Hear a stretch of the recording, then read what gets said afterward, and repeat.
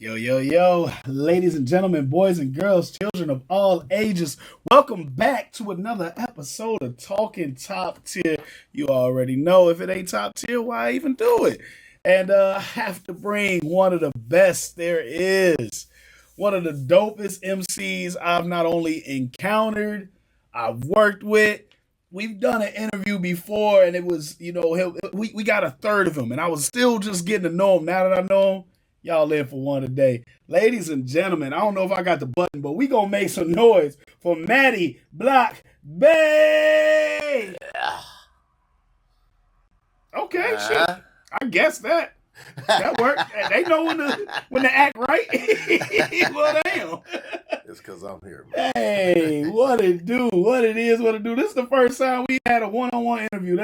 That's insane. This is my first one, period. Oh man, it's long overdue. Yeah. I'm very glad and honored to have you. As always, we were supposed to start at 5:30. It's 7:00. We just now getting started. I'm always late, but now you see he came in 30 minutes late. The other guy was 30 minutes late. We building websites. I'm doing real estate, studio session all day long, press releases. So it's crazy. How you feeling? I'm chilling, man. I'm gonna buy you a watch. That ain't gonna help nothing. I hope it's flashy. But I a lot of beeps and stuff. Got alert Maddie on his way. All right, so I didn't know that this is your first one-on-one real interview, bro. Yeah, for sure. All right, so we gotta start from the beginning. Just you. The last interview we did, we talked about the group. So I don't nothing against the group. Shout out to the guys, but I just want to hear about you in this interview. Yo, coming up, we know where you end up. And we'll kind of skip what we talked about in that interview and get to where we're going. But let's go back to where it came from. For sure. So, as everybody know, I'm from Akron, Ohio, man. Home of LeBron James. I'm always gonna rap my guy. You know what I'm saying? Mm-hmm. I've been doing music for a long time, man. Since I was about 9. Damn. I'm an old man now, but I've been doing music a long time. Music all in my family. I got one of my favorite aunts was she had a child by a famous Temptation. I ain't gonna name drop because I don't need it, but was around a whole bunch of the elites. That Tina Turner, Ike Turner. You know what I'm saying? My people, y'all know who I'm talking about. So, yep. I've always been around music, man, in some type of form. Like my grandmother, she sung in the choir. My mom, you know what I'm saying? Growing up, they tried to put me in the choir, but I ain't no singer, man. you ain't got the energy. If you came out there, woo, bro, he look like he will end somebody, and he will. So I don't need you beat my ass and then singing to my bitch, bro. What the fuck? Right in front of me? Damn. I'm definitely capable. Nah, man. I'm a lot of people see me as like I'm violent. You know what I'm saying? I can be. Right. It's not for no reason. I'm really a teddy bear. You know what I'm saying? Like I rock with my it people. Be the ones that say that. You in classic. Why everybody think I'm being a dick? Motherfucker, been out here. You know what it is, man. And I can say this about classic too. Like we don't take no shit. None, zero. Either one of y'all. If something off, you gonna know it's off. Yeah. Don't fuck with me. Like, bro, y'all don't play. Don't play. Like you command respect without. And it's crazy because you literally got a record. You gonna respect me. You gonna respect. But even you saying that, like, no, you're just pre-warning them. You're not telling them to respect you. You're letting them know in advance. Yeah. Well, if we interact, if you get in my bubble, if we have an exchange of business or words, you gonna respect me. And I was raised like that. My dad was big on that, man. Like you give respect. You know what I'm saying? So when you give respect, the person you giving respect to, or the group of people you giving respect to, they don't have a choice but to respect you. Yep. Because I went out my way to make sure you knew that you was respected. Yep. And I have the kind of personality that if I don't respect you, you gonna know I don't respect you. Yep. I'm probably gonna slap the shit out of you.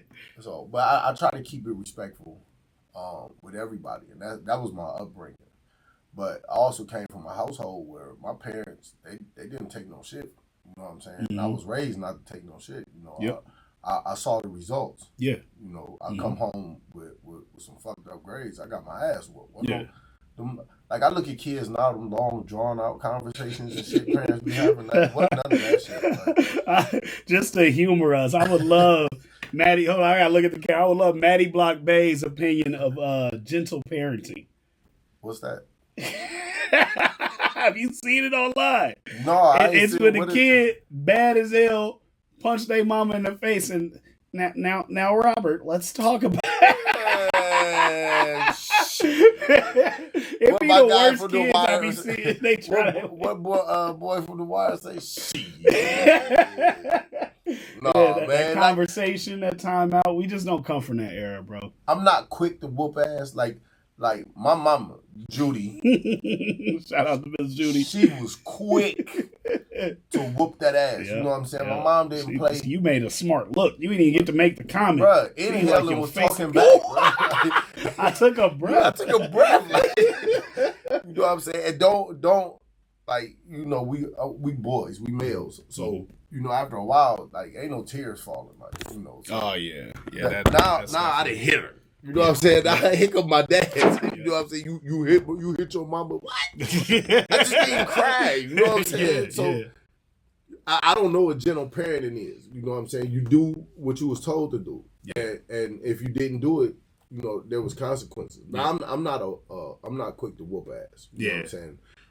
I definitely thought, because I grew up getting my ass whooped. Yeah, for sure. They damn near went around the house. Like, now go see this person. Now go see that person. Then now go see your cousin. House. I don't even know him that well, bro. Like, he's like a year older than me. Why is he just got here, bro. Like, it was bad. So I expected to be the parent that gave out the whoopings and really just, I think I just learned the way I can give her that look, or I can say something that. But that's a good thing about being dad, though. You know what I'm saying? Dads are important, bro. Hey, we got to talk about that. Dads. Hey, and that's it. You know, even my grandchildren, like my grandson, man, I hear him in the other room. His mama like, you know, get dressed, Cash, and get dressed. My wife, get dressed.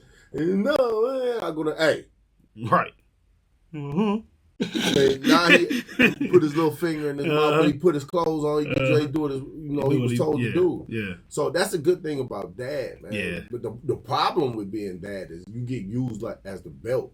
You know what I'm saying? Like, I'm about to tell your daddy. I'm about to tell your daddy. Can I have a fun, kind, and enjoyable relationship? Well, I gotta be the disciplinary. Like, that is my identity. Like, one of my kids, my youngest daughter, I had to get out of that, and when I realized it, you know, it kind of crushed me. You know what I'm saying? Every time my baby mom would call me, it was to come discipline my daughter. And I'm not gonna say that. Oh, damn, we're on Bluetooth. I'm not gonna say that. Sometimes it wasn't warranted. You know what I'm saying? But me and you not together, and my daughter live in your house. I don't think I should be coming over here all the time, you know, to discipline my daughter. She in your house. What's wrong with you disciplining? Yep. And one day I went over there. I forgot what my daughter did, but her mom called me, you know, in the uproar. So I go over there. I walk through the door and I'm like, you know, I'm here. You know why I'm here, right? And she like, same reason you always come over here to whoop me. I'm like, damn. So I started thinking hold on, I'm more than that. Damn, man, that's the only time I come over here. Then you realize that actually is there. Now going to get her is something different. You know what I'm saying? I go get her, you know, she got the world with me. You know, whatever she want, do whatever you want to do, I don't care. But you if know, I'm here and it's on mom's time, you know why I'm here. She know why I'm there. So I had to talk with her mom, which pissed her mom off, but I really didn't care. You know, I ain't for that baby mama shit. Women don't have the upper hand to me. You know what I'm saying? So, we gonna get into that too. You know, it pissed her off, but I don't care. You know what I'm saying? I don't tell you how to be a mom other than the safety part. You know, with my kids, like don't have no other men handling my children. I understand that there's rules they got to follow. You know what I'm saying? In another man's house, but don't handle my child. He can call me, hey, your kid tripping. You know what I'm saying? But other than stuff like that, you know, I really don't tell my baby mamas how to be mamas. Right. So don't tell me how to be a dad. Yeah. You know what I'm saying? And women got that bad. Mm-hmm. But well, you could have came over here, or you should shut the fuck up. We're gonna use that as a clip. You know what I'm saying? Let me be a dad the way I decided to be a father. Exactly. You know what I'm saying? My father, he was hard, but he wasn't a bully. And I don't want to be a bully dad. You know what I'm saying? He wasn't a bully. He was hard though. He ain't play no games. Yep. But he wasn't a bully. You know what I'm saying? So like he could come and talk to you like, hey, you tripping, man. Your mom will tear you up, but I ain't gonna do it. Right. You know and then you hear them argue. You should have, you should have did it. Then. Yeah. You felt like so. Yeah. Let that be your relationship. Right. I feel like that too. So let me be the dad. Yeah. That I feel like I need to be. You just worry about being mama. Now something you just said really resonates with me, but I gotta call you on it. Because and in a great way, honestly, but you women don't run it. I've been strong in preaching that we are the catch too. Like stop with that two. Putting us on a pedestal. Not two, bro. I am the catch. Okay, now this is where I gotta call you. I've watched how I was at your wedding. You treat your wife like gold, bro. I've never seen somebody beyond that. You treat her so well and just really have her on the highest pedestal. You do talk to her like, hey babe, you cool with this? Or you think we should do this? You run consult her. So that is and that's what every woman should want. And I know that she had to earn it. But talk to us about that. Well, that's what made me the catch. Facts. Damn, hold on, I need a bomb. What was that? No, that ain't it. But yeah, that is it. That's what made me catch. So listen, women want a traditional man. Mm-hmm. I don't care what they say. They don't want most women, even the rats. They don't want these dudes that's gonna go to jail and be in jail for 3, 4, 5 years. Gotta hold it. That's not what they want. They're not gonna hold it down. Right, and they be trapped with. They be trapped with these dudes' babies and shit, you know what I'm saying? So now they stuck, you know what I'm saying? Yep. But I've been on the other side of that phone call, you know what I'm saying? Like, I done heard these females, like, oh yeah, I'm going to take care of it, and then next thing you know, her phone number is off, you know what I'm saying? So that's not what they want. They want a man that's going to take care of them. Yep. They want a man that's going to pay the bills. They want a man that's going to have a car, that's going to have a bank account. They want the bag, you know what I'm saying? They want to walk around and floss. Yep. You know what I'm saying? They want to walk around and tell people, my man this, my man that. They want to be able to look at other niggas and be like, nigga, you a bum. Yep. You know what I'm saying? Because they got dude over there. Yep. You know what I'm saying? He's the catch. Right. Got me one. you see what I'm saying? He's the catch. Yeah. So, but as men, we want that too. I want to be the provider. I'm a man. Yeah. So I want to be the guy that pay the bills. Yep. Do I need her help? Sometimes, shit expensive. It's a partnership. Right, yeah, exactly. We gonna get to that too later, but yeah. But the problem is you ask a lot of women, what do you want in a man? They describe a slave. I'm not what the hell? Like, for real, they want you to pay all the bills, 100%. They don't want to reach in their pocketbook and pay for nothing. Facts. They want to fuck you when they feel like they ready to have sex with you. You know what I'm saying? They want to tell you where you can go and when you can go and who you can hang out with, who long, what posts you can like on Facebook and everything else. I got you, but you don't own me. Exactly. You know what I'm saying? So it's like you want me to do all of this, but let me say you can't wear that top outside. Nigga, you doing too much. You trying to control it. You controlling it. Yeah. And then the friends is, I wish a nigga would. But you lonely too. You single to the mother. Right, you see what I'm saying? Just cheat on your man. So, but when you find a woman, you know what I'm saying? And it's not, man, you don't have people hating me, Tom, but there's not a lot of women out here, though. No, for real. And it ain't me, because this may be your first official interview, but I done seen the clips, and you are honest. You be saying the stuff that I know is true, but I can't say that. I don't care, bro. I got too much. I got political ties now. I don't need my I don't care, my vote to be swayed by something very true. But you speaking the truth right now. Yeah. We want to be independent. You want a man to take care of you, and the way we was raised is we take care of our women, and you good, and we are the provider. What do I get back? Old school or whatever. Yeah, the problem is what do I get back? So you have men that's like that too, though. You know what I'm saying? Like you got. I've seen the leech niggas. Yeah, they want to go live with the chick in the projects because she ain't got no rent. Her rent $93, and then add another $5 for the bills. Yeah, but then she get a rent check. You know what I'm saying? These niggas want to stay there. You know what I'm saying? And wait for her child support money to come from another nigga talking about I'm gonna flip it. You know what I'm saying? They get them taxes. Right. Drive her car around and shit. Like you shouldn't feel comfortable. Should nobody feel comfortable having to drive somebody else's car around? She big as hell. See, I kept that to myself. I kept that to I didn't say that. See, look, you a bad influence, man. You got me. This will be my first and last interview. Your first was my last. Now I got to get on your podcast. Conversation with the beard. There we go. This is lunch. No, like you got male and female. They do the same thing, man. But from a man's point of view. I feel like my job, and you got men who was raised by their mothers, and you got men who was raised by their fathers. It's more important to be raised by your father. Yep. And the reason hold on. I said yep too quick. Wait a minute. You really about to get me canceled. Well, I mean, if you pay attention to the statistics and stuff, like most of the kids that's in jail come from where? Single parent households. Usually Who's just the single parent? It's the mother. The mother. So, the problem is fathers can separate love and discipline. They can separate that. Yep. My dad used to say, I'm whooping your ass because I love you. You just saying that. And I realized that once I became a father that he was just saying that. When I whooped your ass because you needed your ass whooped. Love didn't have nothing to do with it. Yeah. The lesson they teach you afterwards is where the love come in at. You see what I'm saying? But what makes mom so special is that she loves completely through everything. There's not a time that she doesn't love. Her love is nourishment. Yep. That's her love, nourishment.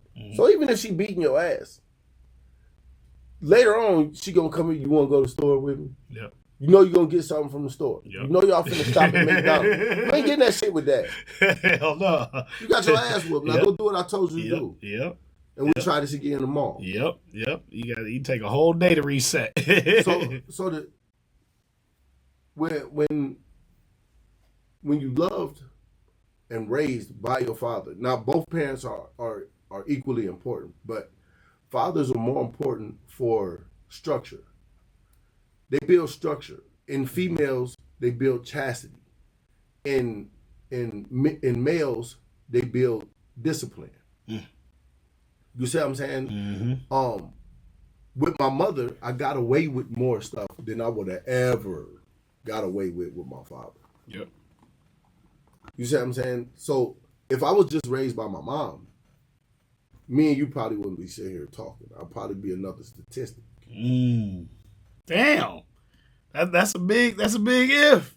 You gonna have people in the comments like, how you know? But I'm the same guy that when my father wasn't in the picture, I got 10 years in prison.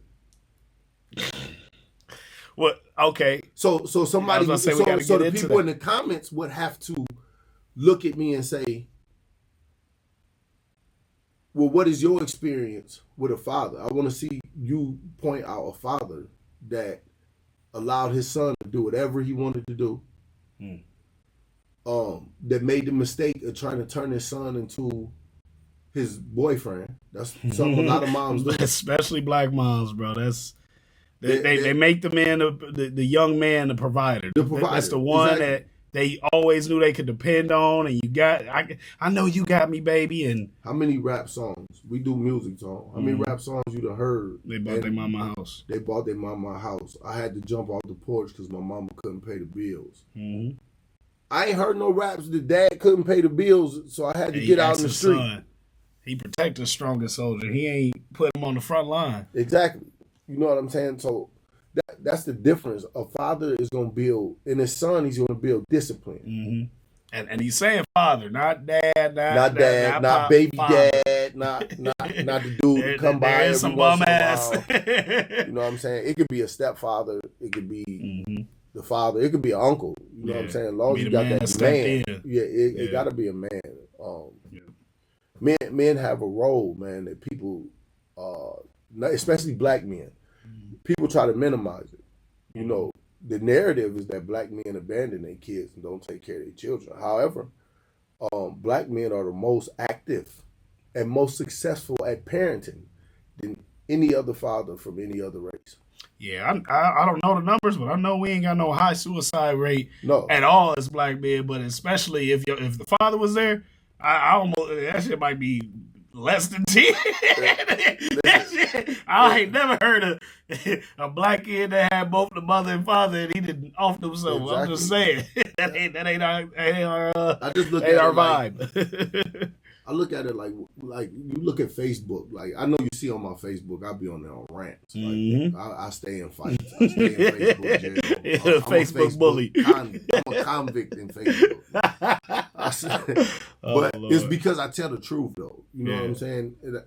And my truth might not be your truth. You may see something or been through something that's totally different from what I've been through, but that don't mean that my truth ain't a truth. Yep. Do that make sense? Yep. Like it don't mean that because I'm telling you what I live. And a lot of times you just see people put their opinions up. You meet them in real life, they don't live like that at all. No. So, and that could get you frustrated too. Yeah. That's another story. I'd bet a few people I'd be like, man, bruh. Okay, so we got a bit of your upbringing. You know, you did your time. Yeah. Probably trying to provide for the family. Absolutely. You know, that's how it happens. You get out. When did you were kind of born into the music, you know, at age 9 and you have family around that was in the music. When did you really take it serious? I took it serious then. Okay. I always told my mom, like, I'm going to be a rapper, I'm going to buy you a house. I told my father, like, I'm going to be a rapper, I'm going to buy you a Rolls Royce. You know, I'm still working towards that, you know what I'm saying? But that's always been my dream. That's always been my goal. Okay. I just had hiccups along the way. You know what I'm saying? But it's something that's never going to stop. I don't quit. Yeah.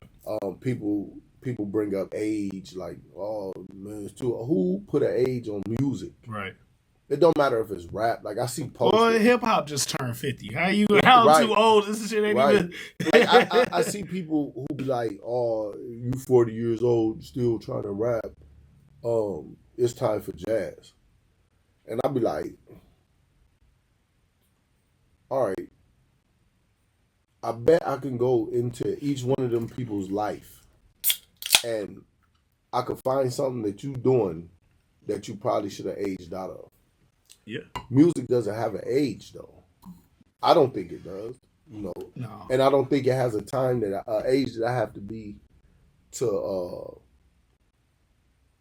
what you call it, just be discovered or whatever. Exactly. I don't worry about it. Was it Jelly Roll that just got new artists at 40? At 40, you know, and Big Mike, he was what, 53? Oh man, and I remember him doing it forever. He was a damn side character to the other outcasts, exactly, like you know. So it may take a while to get your flowers, but this is the thing though, and I want every rapper, every single rapper to hear this, and I want every older rapper to hear this. Man, it's somebody out there that want to hear what you got to say. Like people hear my music, and they my age. Yeah, you know, they your age, even some of the younger dudes. Yeah. But people my age, my music resonate with them. What I'm talking about, they understand it. Because they was there. You know what I'm saying? There's damn near an age gap for me that I won't listen to. Like, I don't want, like, The thing is, that's just the moment you look at them wrong, they gonna shoot you. Damn, nobody knuckle up no more. Right, Like, nigga, you don't even know if you stand a chance. You just shot him. Like, I don't want to hear that kind of music. I want, and then it needs to be fueled by something. Like if you about to, and we gonna talk about gangster rap too. But if we gotta take it there, there was always a heated, situation that got us there. Right. They just jump straight to it and they crash out immediately, and that music doesn't attract me, bro. Like, I'm getting to a point where I'm only listening to my music and my boys' music because I can relate to it, and they have the same way of thinking. Our traditions are dying off with us, bro. Like, and our music is what keeps it alive. It's planting our history. It's really documenting our lives and our stories. So, yeah, I can't do the YN music. Yeah, I don't like it.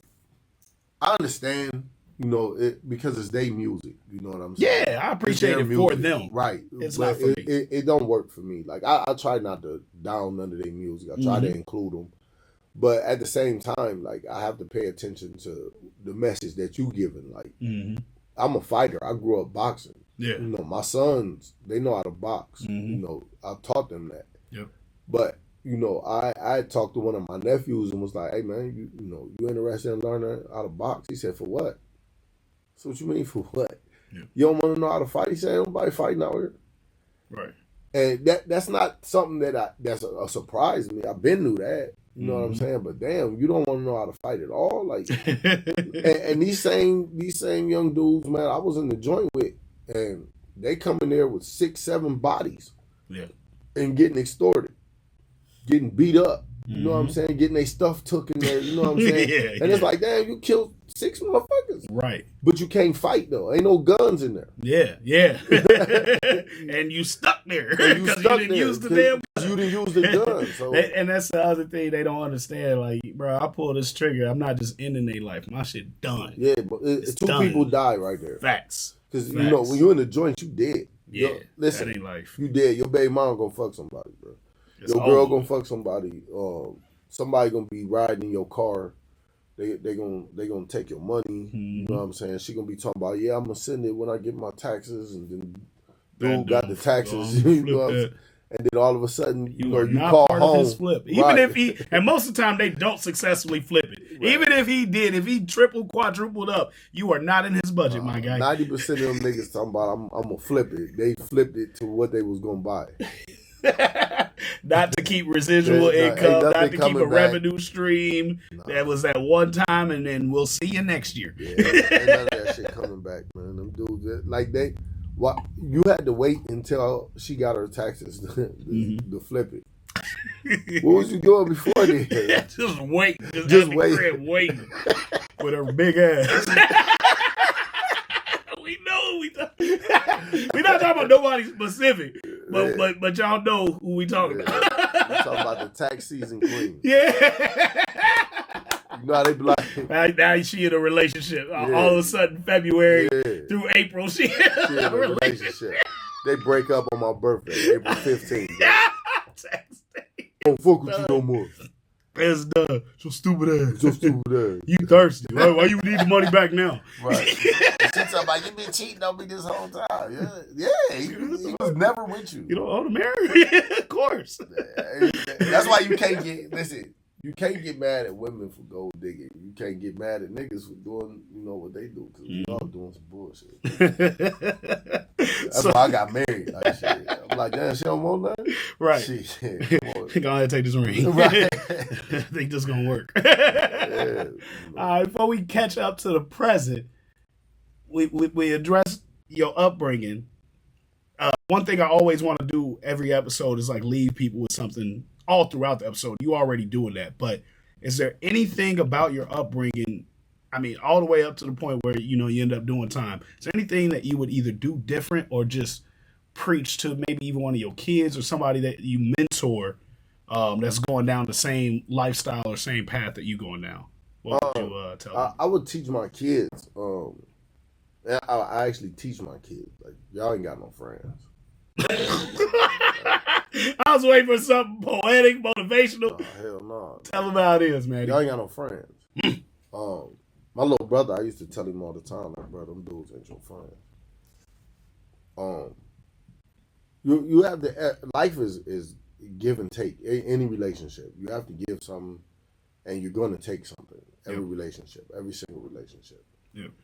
A lot of times, if you look at your kid and their friendships, once they get older, like little kids, they friends, but when they start getting older, like if you ain't gonna do this for me, I'm gonna act funny with you, or I'm gonna talk shit about you, or people get with other people and switch up on you.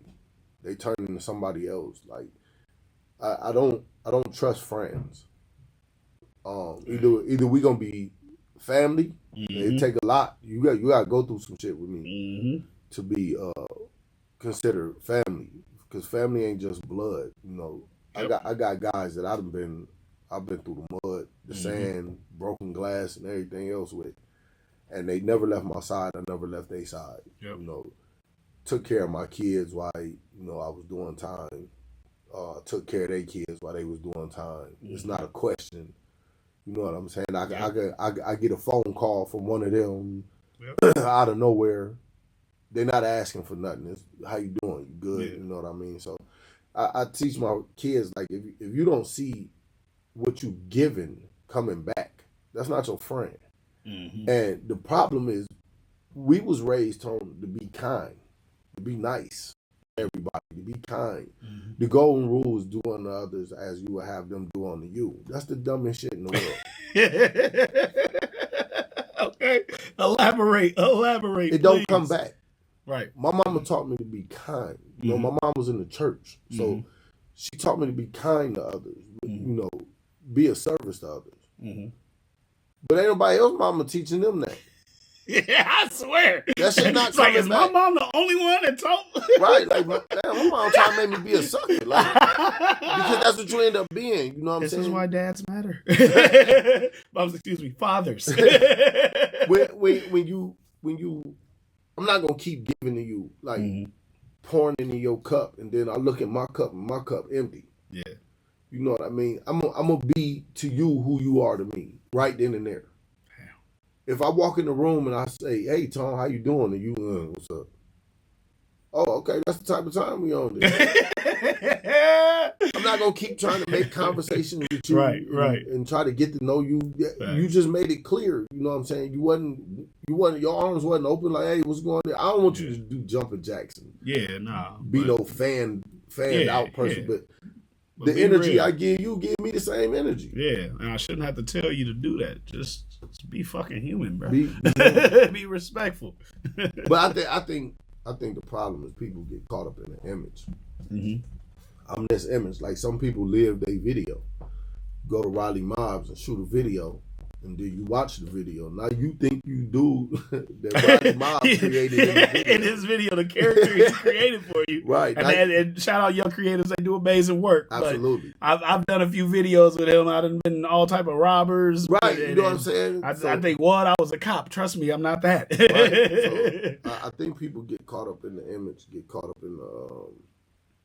in their own bullshit. Yeah, let's call it what it is. And you can always tell because it be hoes. You know what I'm saying? Like, you get a dude that move like he a gangster, and then when it's time for some gangster shit, he in the bathroom. Right. All I had to use the bathroom. I bet you did. Because now it's time to do some gangster shit. You ain't prepared for that. You know exactly. That's one of my biggest things, and why I really, we probably should touch on some beef stuff, but the reason why I don't get involved in, like, I'm not going to talk to you about why we beefing. It's going to happen. Yeah. You going to know it won't be a question.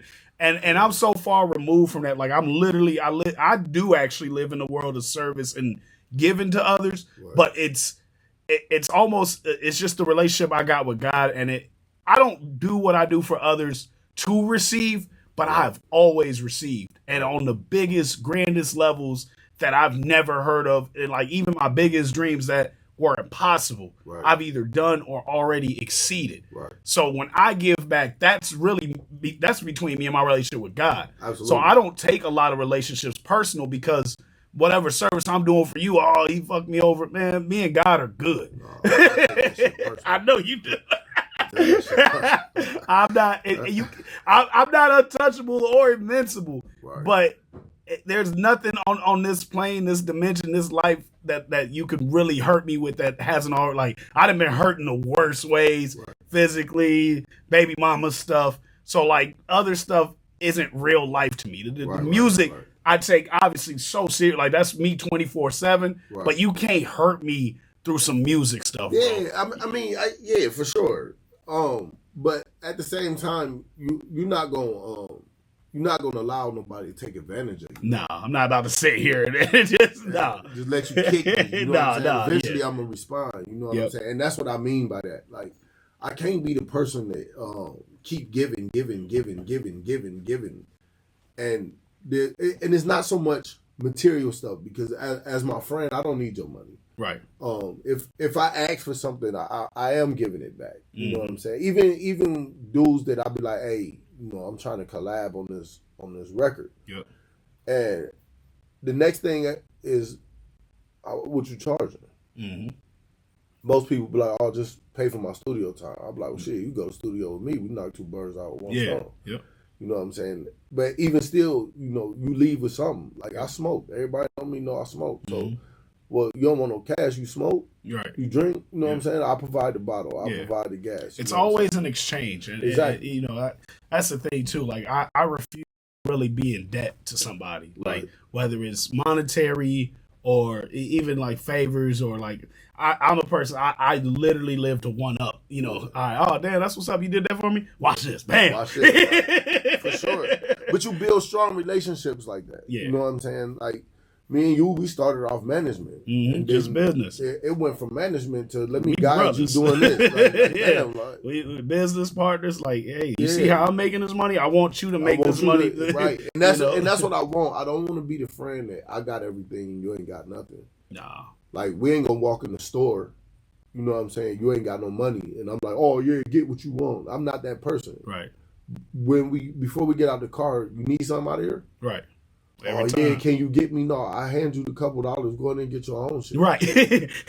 I'll help you out. I ain't your bitch. But I don't want to stun on you either. Yeah, you know what I'm saying? Like, I've had like meets and jurors. You know what I'm saying? Like, we went out and they might not have it, or I might not have it. You know what I'm saying? We ain't sitting at the table like, oh, well, I'm gonna pay for him, but no. If one of us don't have it, one of us pay for everybody. Yep. You know what I'm saying? And then the next time, I'm like, well, y'all paid last time for me, so I'm gonna pay everybody. I'm gonna pay for everybody. You know what I'm saying? It's not one above. Like, I'm not above jurors. We even. Like, you can't look at me and be like, oh, Madi got all the money and jurors and them don't. That's not true. You know what I'm saying? Whatever I got, they got. You know what I'm saying? So I've never been the person to try to stun on nobody. Right. Everybody that's around me is even. Yep. Now, if you ain't in my bubble, I'll shit on you. You know what I'm saying? I'll shit on you. But even then, I don't go out my way to do it. Just don't fuck with me. It's still humbly, like, you know, you never, and you live a pretty lavish life. Like, you drive a nice vehicle, you got a nice home, you got a nice family. That to me is what wealth is. Yeah, absolutely. You know, you work an honest living, work your ass off. You be doing overnights and 12, 14-hour day. Like, you be getting 24 hours at one point, bro. I'm chasing that bag. and doing it legit. So, I mean, I commend you not only for that, but that's the real way to stun. Yeah. I'm a hardworking, good father that provided, took care of my family and taught them, so now they take care of themselves. Yeah. If I keep them under me their whole life, you know, that's not doing them no good. They got to be able to spread their wings, and they got to be able to move when I can't.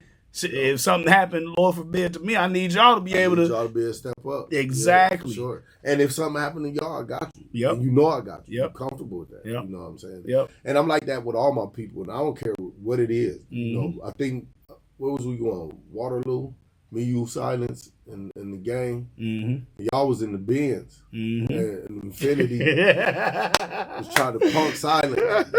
I'm like, no, I got this Charger, bro. Like, no, race me. You know what I'm saying? Facts. Like, even though I know that Benz would have blew his doors off, you know what I'm saying? But no, you want to race. He bypassed us in the Charger, though. You know what I'm saying? To fuck with y'all. We was following y'all. Yep. So I'm like, no. Hell no. You're not finna do that. You're not finna big bro my man. Right. So, okay, you think you going to whoop that Benz, whoop this Charger. Yeah, you know what I'm saying? Come see me. Come see me. So, you know what I'm saying? Like, it don't matter what it is, man. My squad, man. I rock with my squad. Facts. You know. As you mentioned, we got the old traditional ways. You're a provider. Right. I've watched you provide for your family, and that's not just wife and kids. That's your brothers. That's your cousin, your nephew, somebody you consider your brother. Yeah, like, for sure. As you mentioned as well, you ain't got no friends. You got family. I got family. Yeah, and you teach your kids that. Stop calling everybody your friend. Like, them not your friends. If you don't feel like if you still look at them as your friends, they're not your friends. Yep. You know what I'm saying? Like, I watch my girls, you know what I'm saying? Like, they don't rock with nobody outside of them. It's just them three, you know what I'm saying? And congratulations to them. They just, got their own spot, you know what I'm saying? But it's just them. Yeah. You know what I'm saying? And you can't get in their bubble. Right. You know what I'm saying? Like, it's just them. So they always going to be protected. You know what I'm saying? Family is going to protect you. And again, it don't necessarily got to be blood. That just make you related. You know what I'm saying? Family, they're going to protect you. They're going to make sure you good. Facts. I think we getting to know you pretty well. Before we just go straight to everything we done and whatnot, tell us, and I mean, it's probably a segue right into each other. Tell us the difference from living in Akron, the Ohio lifestyle, and adapting to Iowa. Man, listen. How long you got, Tom? Well, I had a 7 o'clock 47 minutes ago. Listen, and I'm going to just tell you this. And I don't, some people might interpret this the wrong way. So I'm going to say this first. Please don't think that I think anybody in Iowa is soft or y'all sweet or nothing like that. I respect every man. He respect me until he don't. But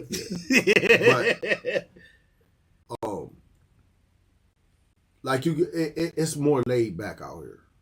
You got your dangerous shit. Damn, Maddie, you about to bring it out of me. So, bro, I am from low end South Chicago.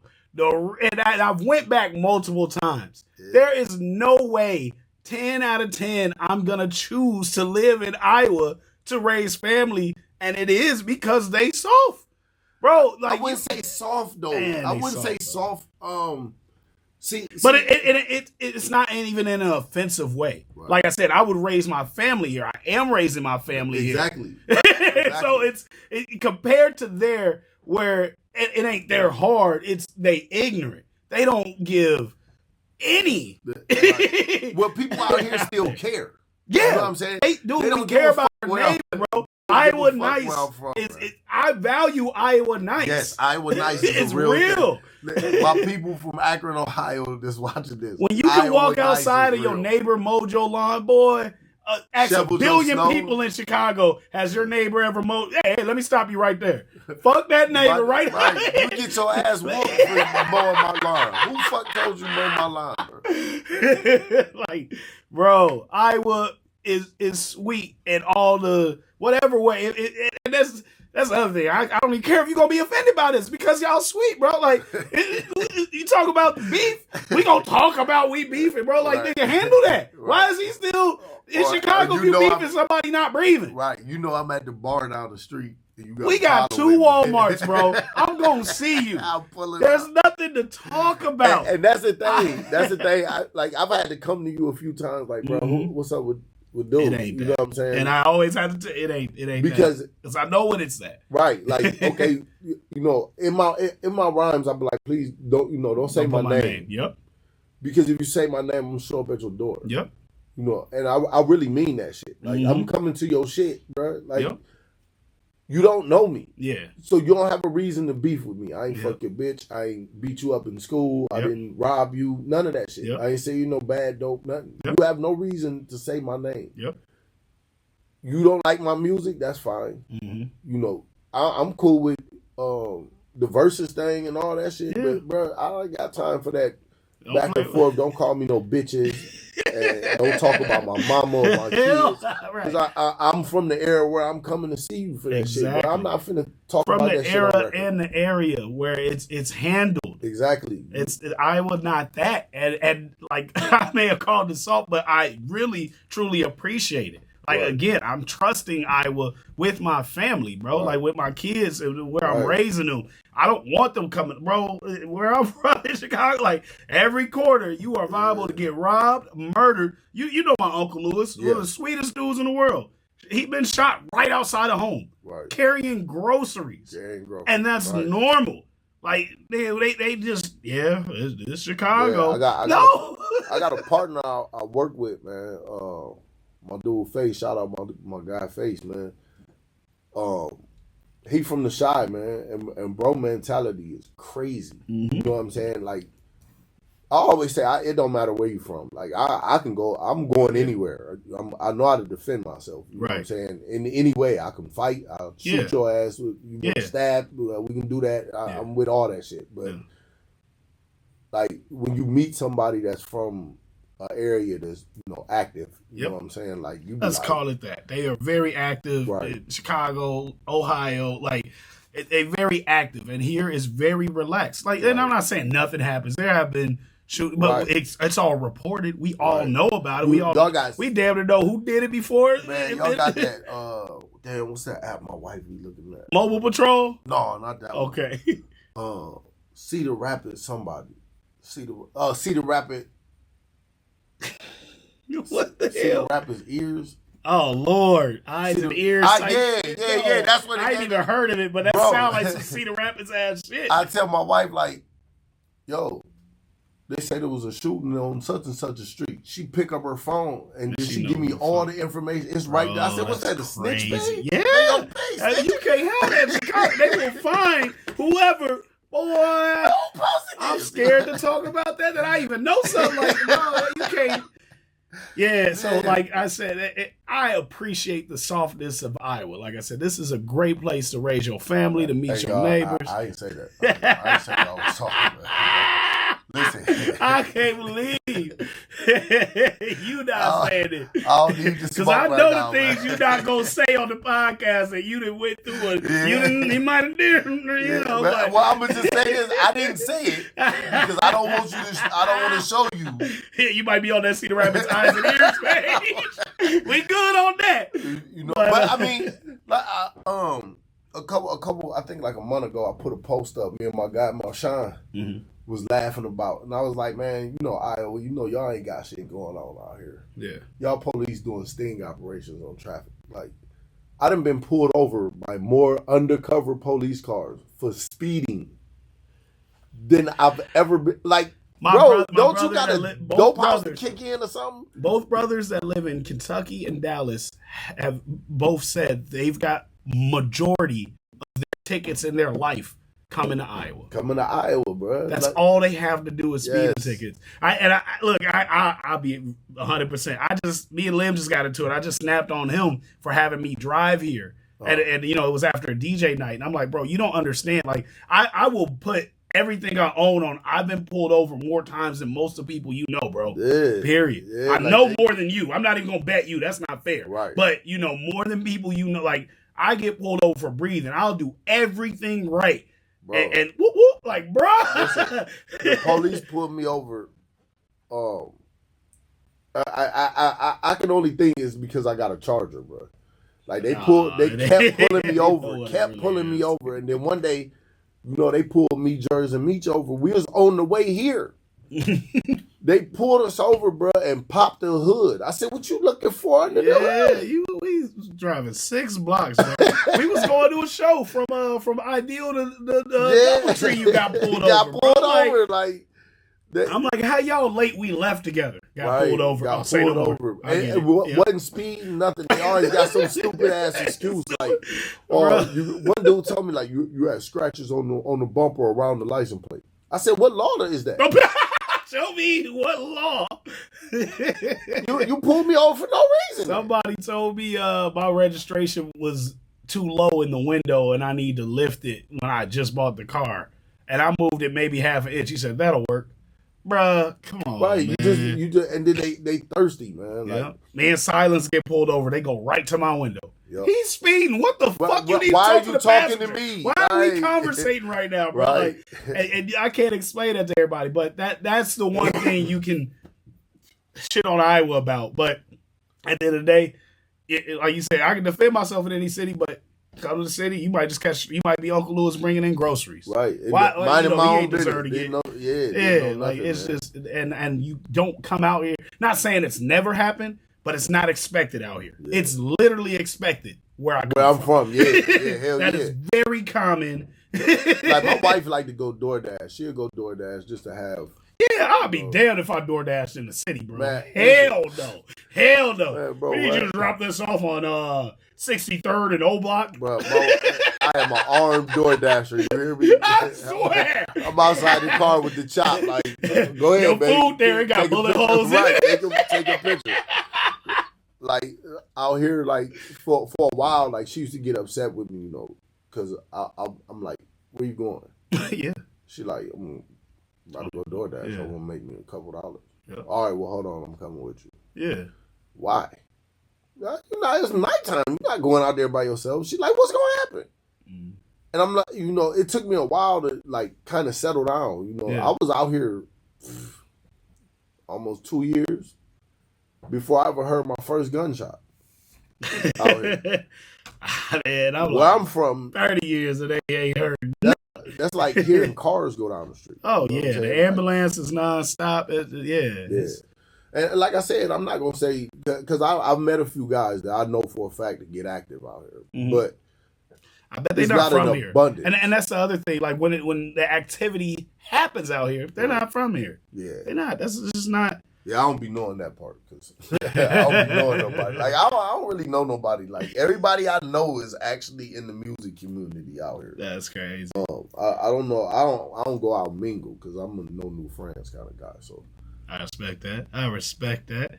All right, we talked about the switch over, the little difference in lifestyle from Ohio to Iowa. Let's talk about the things we done knocked out because again, we did an interview. Damn, was that 2 years ago, probably? Hell no, that shit was like 3 years ago. No, come on. It ain't been I've been T1 going on 4 years. That's insane. Okay. And again, that was at the beginning interview. We was just getting started. Talk about the things we done did since we got active. Jeez, man. I'm going to say the first big thing for me, the first memorable thing for me was getting stuck in the limo. You was in the limo that night? No! Me and my wife was in the limo. Oh, man. That shit was so cool the first time. Because there was 2 different times, I think. Yep. The first time was so lit. That was the coldest. Lit. We pulled up to the show. Yep. We took a break for the show, hit a comedy show. Yep. All got let in, and Sue's got on reserved table. Yep. Ate, went back to the show in the limo. That was a time. Fans. Man. Tried to do that shit again.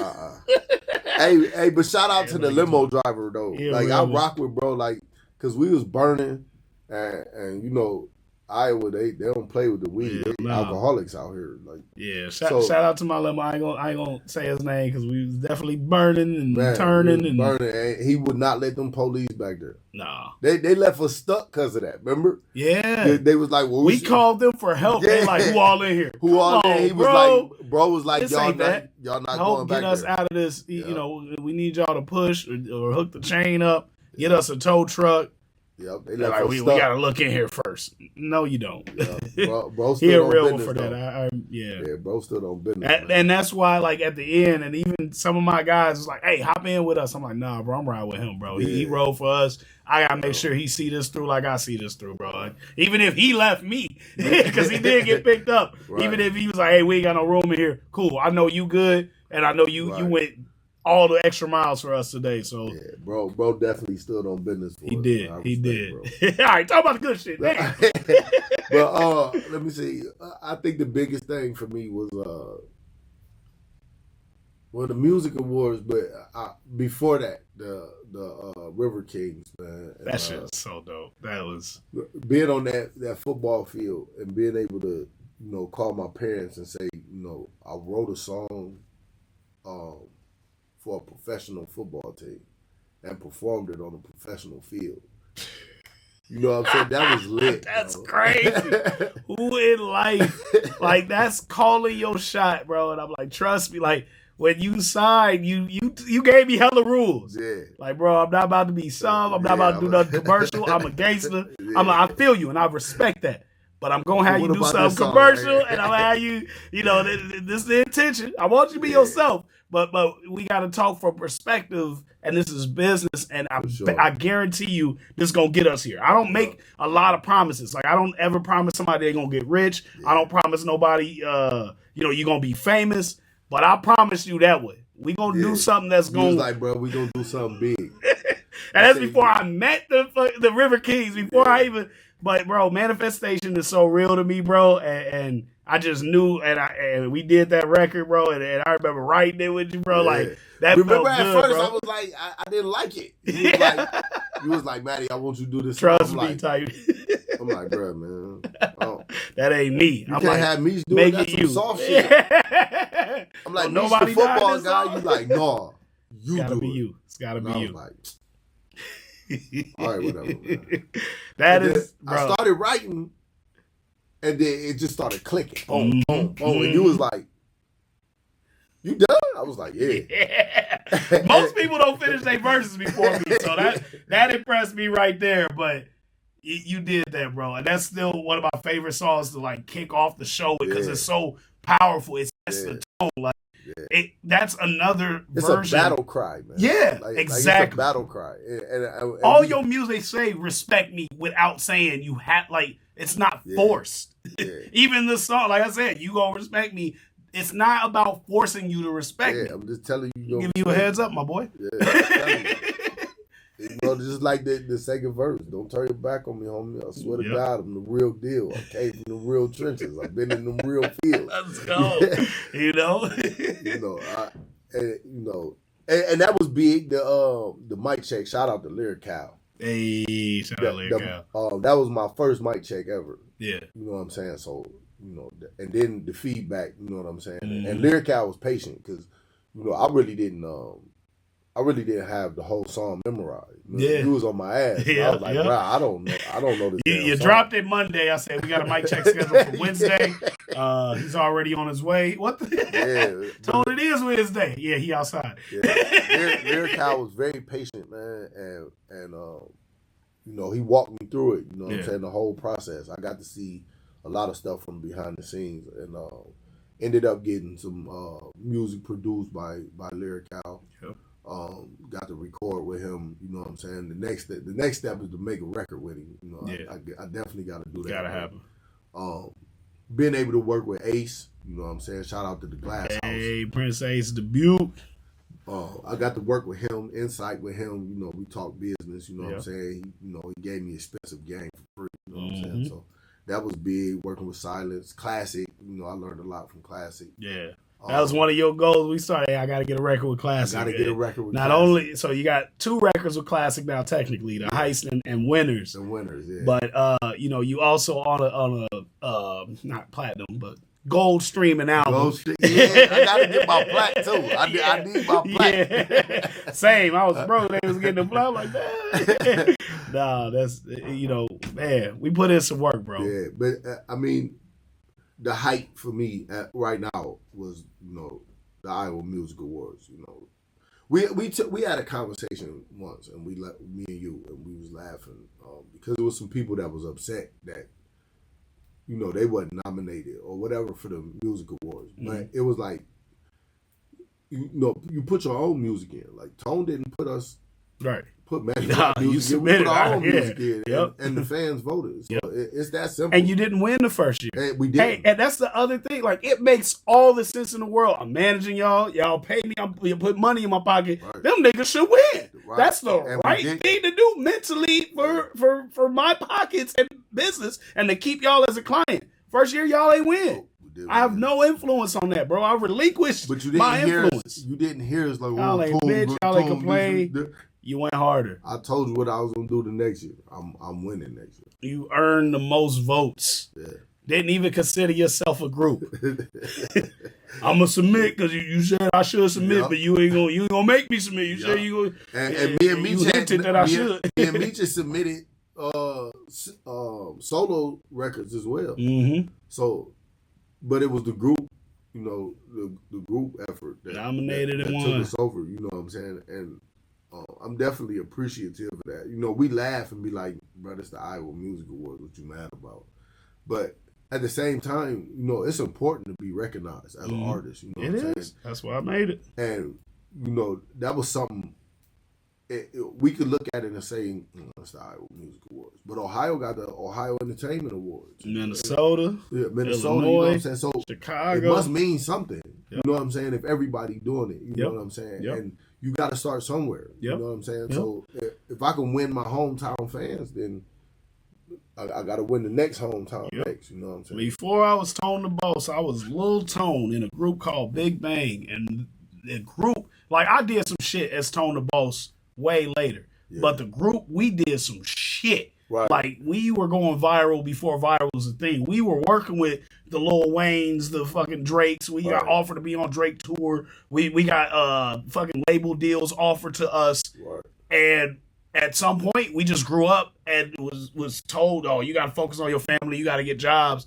And we quit. We just quit the music. But all that work, there's nothing. There's the people that know that it happens, but there's no awards, there's no recognition, there's no damn, you did a good job, there's no pat on the back. It's just damn, at least we know we did it. That's trash. That shit gonna die with us. But when you create something like the Music Awards, and it's still early, so of course people ain't gonna take it as serious. We're going into our 4th year. The Grammys probably 60, 70 years old. Like, their season's been around for a while. And that's what's going to be the Music Awards. It's going to be respected after year 5, year 10. Like, it's something you build. Right. And, being a part of something that recognizes your art. Like, I still don't even care if you put the trophy on a pedestal. We recognize you. You are a part of Iowa history for eternity. And listen, when I say I'm appreciative, that's for me and the game. We talk about it all the time. We be like, damn, we came out here and somebody saw us. You know what I'm saying? Like the fans, saw us. You know, and these people that we see every day. You know what I'm saying? That they at every show. You know what I'm saying? It's a different vibe. You know what I'm saying? When you on that stage and I'm rapping "Respect Me," and when it get to the hook. And certain bars throughout the verses, and you look out in the crowd and they repeating the song, or they rapping with the song. You're like, damn, that's more important to me than being recognized everywhere. It's cool if that happens. If that ever happened, okay, that's cool. But I'm good with the people that I can look at every day. You know what I'm saying? Because they the people that genuinely rock with my music. A lot of times.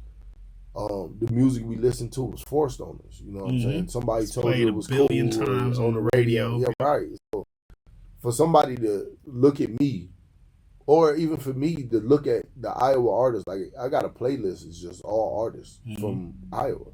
I got a playlist that's just all artists from Akron. You know what I'm saying? Everywhere where I performed and rock with artists, I got a playlist with them artists. You know what I'm saying? And that it mean more to me when somebody pull up on me at the light. I'm like, what's up, Maddie? And I don't know who the hell you is. When you dropping some more music? I literally ran into that. You know what I'm saying? And I ain't got I got a charger, but it ain't flashy or nothing. It's a charger. But people would pull up on me and be like, oh, what's up, Maddie? Like, I was at y'all last show at games. Oh, okay, keep coming, man. Like, oh yeah, we all got a next one. You know what I'm saying? And that means something. That's and now this is perfect segue because like I've been doing showcases on Sundays, and like this last weekend I think really solidified why I do what I do. This last 30 days I say, and it's these showcases I've been doing, especially the Sunday showcases. Right. If you out on a Saturday, you might just be out to party, find a chick, find whatever. Right. If you come out on a Sunday for an artist showcase, you really rock with us. You really came here to support, to listen, and to enjoy our art. Right. So and I you just who we do it appreciate for. exactly. I just appreciate that so much more than I threw a show and a party on a Friday and it's got VIP and this, that, and the third. Hell yeah, I would show up to that had I, had nothing to do with the music. You might only be there because you couldn't get into the last bar. Exactly. We might be getting trickled down. You spilled over from one bar, you bar hopping. Right. But when you come to Iowa City on a Sunday, yeah, you believe in either what we're doing or somebody in that building, and then I appreciate you for something like that. So this makes me want to go into play for pay.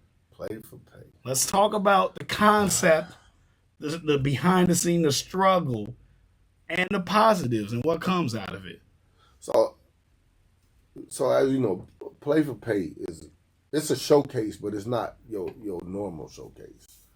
I believe that fame is built through familiarity, and a competitive nature. If I'm in competition with you, it's two different types of competition. There's competition where I'm disrespectful, and I'm constantly trying to step on you, and then you have the friendly, constructive competition, and that's what play for pay is. Play for pay is not a free event, and that's one of the biggest things, biggest obstacles I've run into out here, is that people don't want to participate because it's not free. I got to piggyback on that immediately. The problem with Iowa is they're not used to investing in themselves. Right. And I know they want to be treated according to what they believe their talent level is. Right.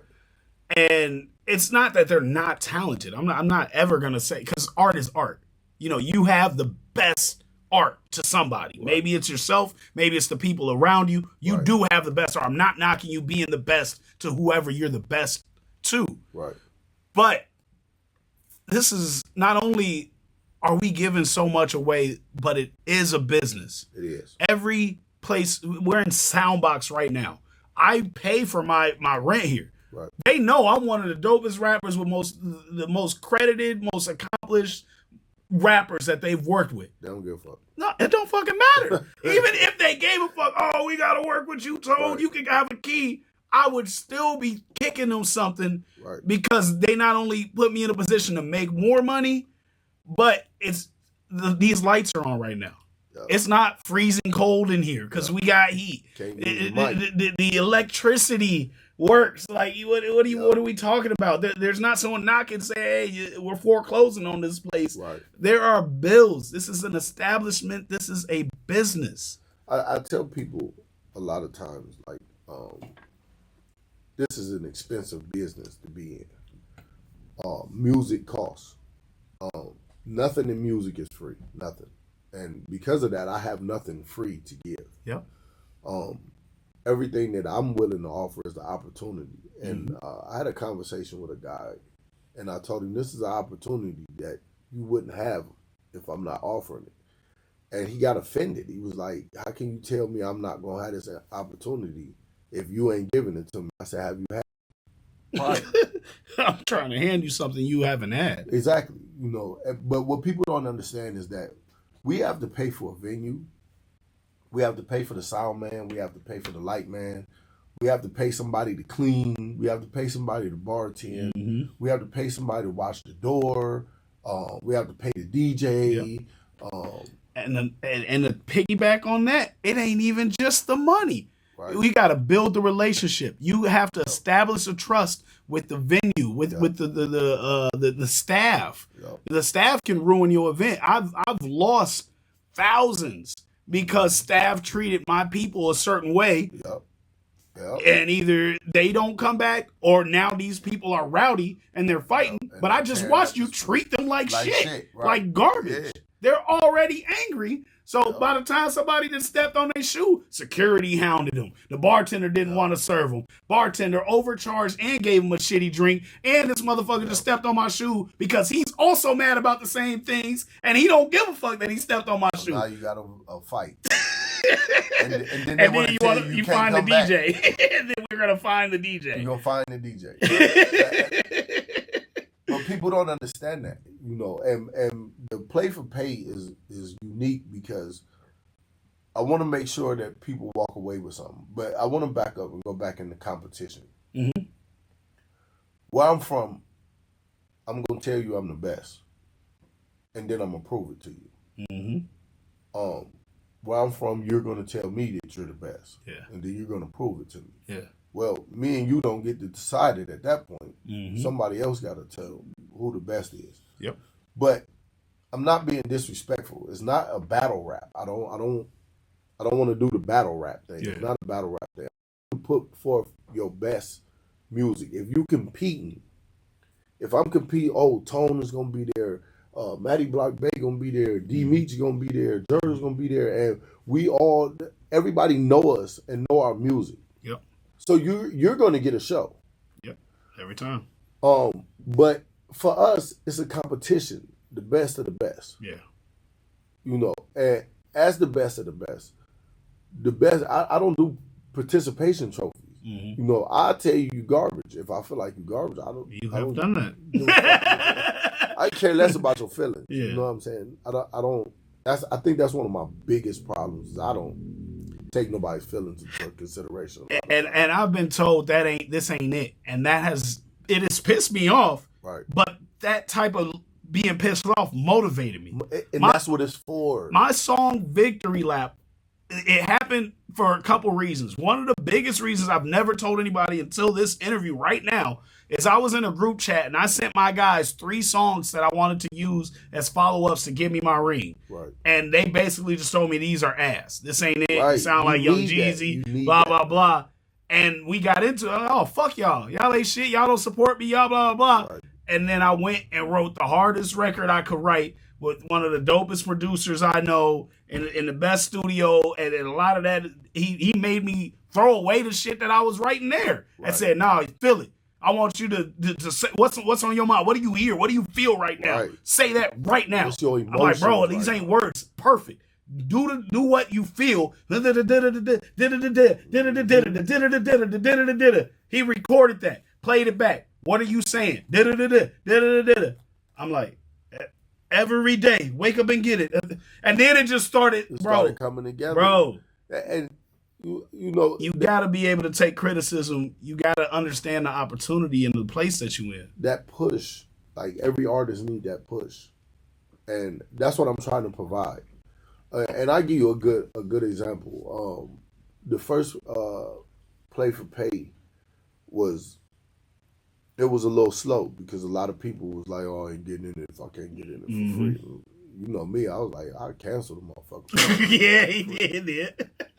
He said that. But the people that got in, they went up there and they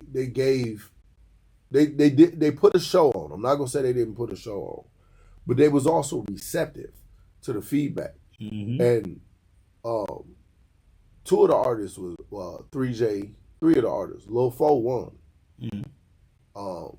Then you had 3J and Baby Mexico. Mm-hmm. Well, Baby Mexico and 3J entered P for P2.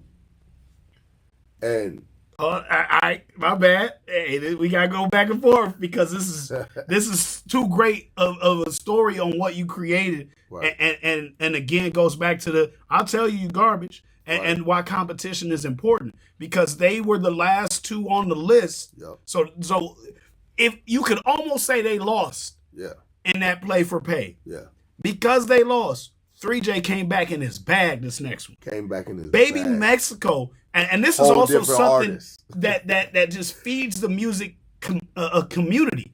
Right. He paid my boy Shy Songwriter for a performance consultation. You've seen Shy perform. I'm not doing that shit that he doing, bro. He performed.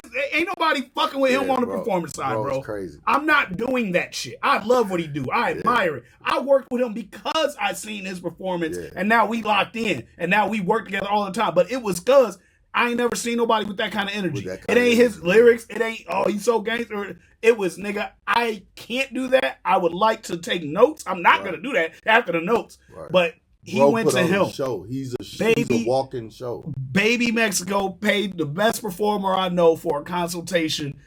And that was a whole new nigga when he came back, bro. Back I don't even like saying nigga on this podcast. That nigga switched it up the right way. He put the joint in the headlock, man. Boy, I would have never bet on that from the last 5 shows I did from him.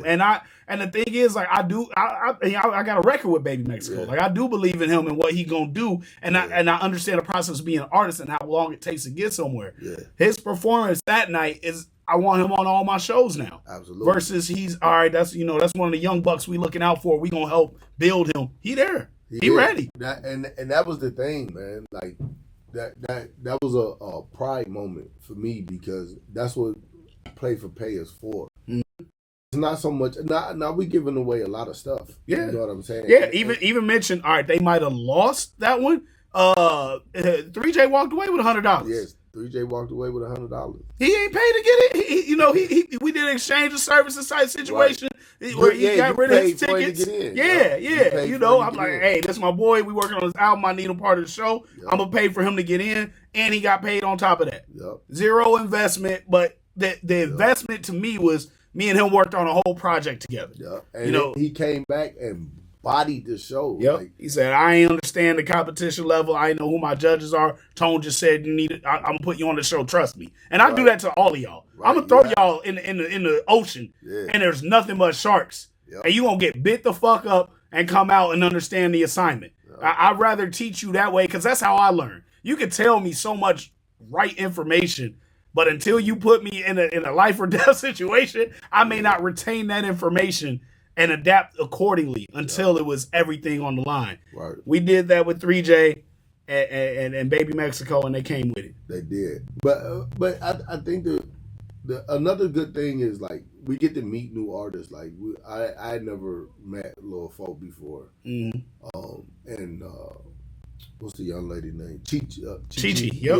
Yeah, I just did her record. Like, she surprised the hell out of me. You know what I'm saying? I was like, sing to you. Right. I'm like, hey, pretty little model girl. Like, she spit. The one fella, Altice. Yeah. Like people didn't even know who he was. You know what I'm saying? Yep. And now people ask me, like, hey, how do I find bro? You know what I'm saying? Like, that's what it's for. Like, I want to expose artists, give them the exposure. But give them what we didn't have, bro. Like, I don't know what your support system was in Ohio, but this is now me being cocky and betting on me. Like, bro, I bet ain't nobody rock with you because of your music the way I rock with you, bro. No. And now I see you doing the same thing for other people. Right. Like, and this is something I'm glad we got here because I got to say it on the podcast. My favorite, like, thing about working with you was, again, at the beginning, your resilience. You straight up told me, Tone, I will never be that nigga. I watched you on the news today. Don't ever think that's going to be me talking proper, talking professional. I'm going to be me every fucking where I go. Then, maybe 3 to 6 months later, you told me about the interview you got outside idea on the news. And he said, nigga, I was talking to her. I was spitting that shit. Like, I was proper. I was right. Yeah. I promoted. And one of my homies came in being ignorant. I said, nigga, you get your ass out the interview. And I'm like, oh, you are. Like, look, look how far we came, my boy. Yeah. But it's working around the right people, bro. If you're not around people you gonna grow with, you not around the right people. But this is the problem I have. You have to invest in yourself, man. Like, me and Jen, your assistant, we talk about it all the time. Invest in yourself. If you're not willing to put something back for you, what are you doing it for? And people come to me and be like, I want to get in the show, but why I can't get in for free, or why you can't just give me the tickets and that. Bro, listen, nothing you do in life is free. Yeah. Nothing. To lay down and go to bed, it ain't free, bro. No, like, you bought that bed, you paying rent. The house that it's sitting in, you know what I'm saying? Land that you own. You can win. What I'm giving is an opportunity that, like I said before, you're not getting from nobody else because nobody else is doing what I'm doing. Not saying that you can't go find it on your own. Mm-hmm. I'm just saying I'm handing it to you. Yep. And none of that is free. I have to ask for people to take you into their studio, record, mix, and master, and it don't cost you nothing. I have to pay you to DJ these events. I have to pay people to set up. Like, let's go all the way, bro. We take a cut to make sure they leave with cash. That could be right in our pockets. Listen, the last 2 shows, me and you went back and forth. Mm-hmm. The first show, I said, man, you know what, Tone? I'm just going to eat this. And you did the same thing. Yeah. You was like, wasn't even going to tell you. Venue. Yep. I got the venue fee. You was like, I'm going to pay the venue. Yep. And everybody walked away with something. Yep. The last show, everybody walked. It's only supposed to be first, second, and third place. But everybody got up there and did their thing. And I'm like, you know what, Tone? Everybody going to leave with something. Yep. Can I do that every time? No. But if you want to, you can win hundreds of millions of dollars by playing the Iowa lottery. You got to pay for that shit, though. I got scared. My heart dropped. We won $100 million and play for pay. Bro, I wasn't the Iowa. I wasn't even talking to you. Damn, bro. I was like, shit, enter me, nigga. You a postcard. Hire you a whole nother DJ, nigga. I'm about to rap my boy. All that shots all right. I'm jumping on the stage, nigga. I'm crowd surfing up that ass. but look at it like this. If I tell you, hey, you know, it's gonna cost you $100 to get in this show, but I'm gonna give you these tickets, and you sell these tickets. So let's say you put the $100 up, and me and you talked about that, and we ended up changing it, and people still whine and cry, but we turned around and said, you know what, we're gonna do $5 a ticket. It's gonna cost this many tickets to be sold for you to do one song. Yep. This many for 2 songs, this many for 3 songs. And the tickets cost this, you sell them.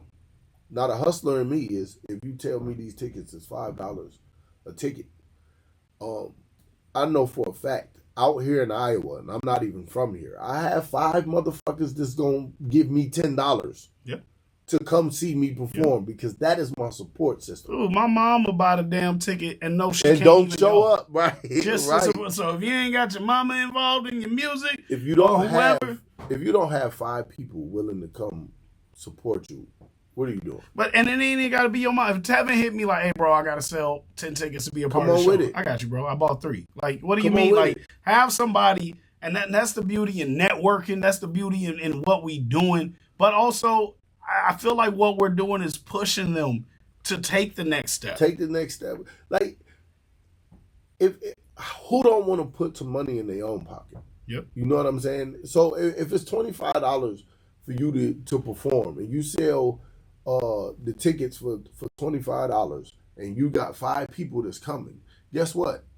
You reached in your pocket and gave me $25 for them tickets, and then turned around and you sold them for $5 a piece to 5 people. You just put that $25 back in your pocket. So you just got in my show for free. Your supporters just put you in the show. Yep. So why should I put you in the show for free to take something from me? Yep.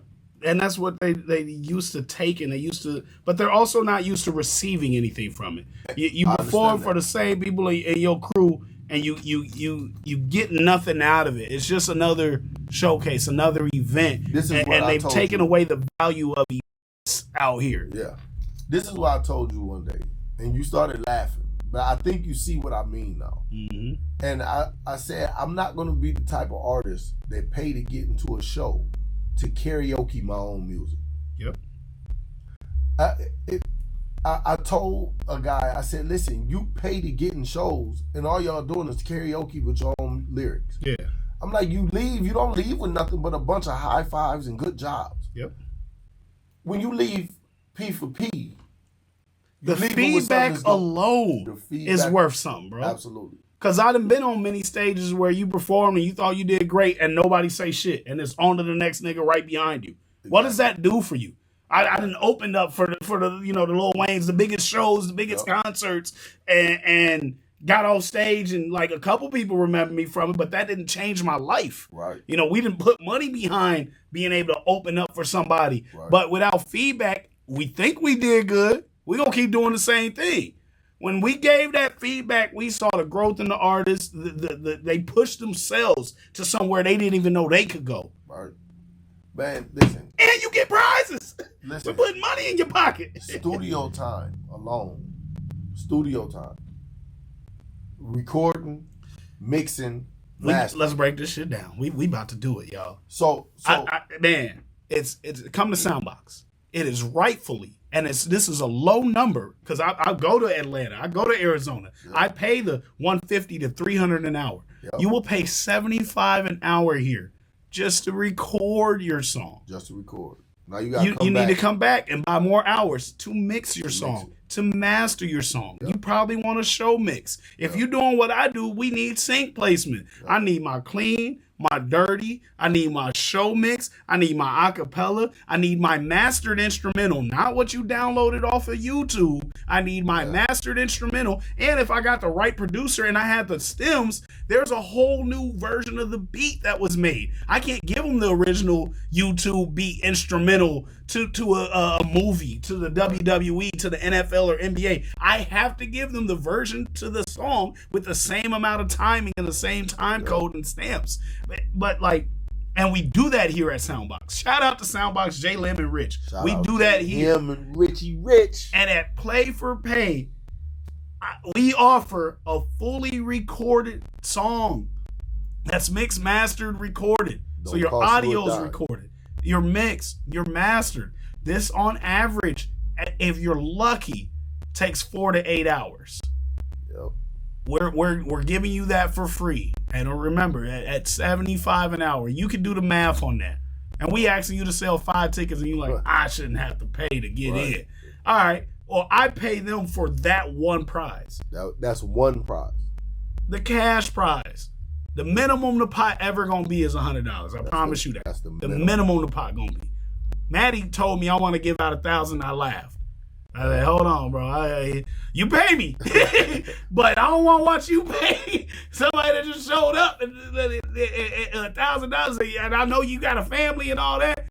Let's get to the 1,000. You know, when we get 30 artists on the show, definitely we can get to the 1,000. But right now, they don't even want to pay the $25 to get in or whatever it is at the time. Right. I can't justify handing that person $1,000 until we have so many hundreds of thousands we don't know what to do with it. Right. Interviews.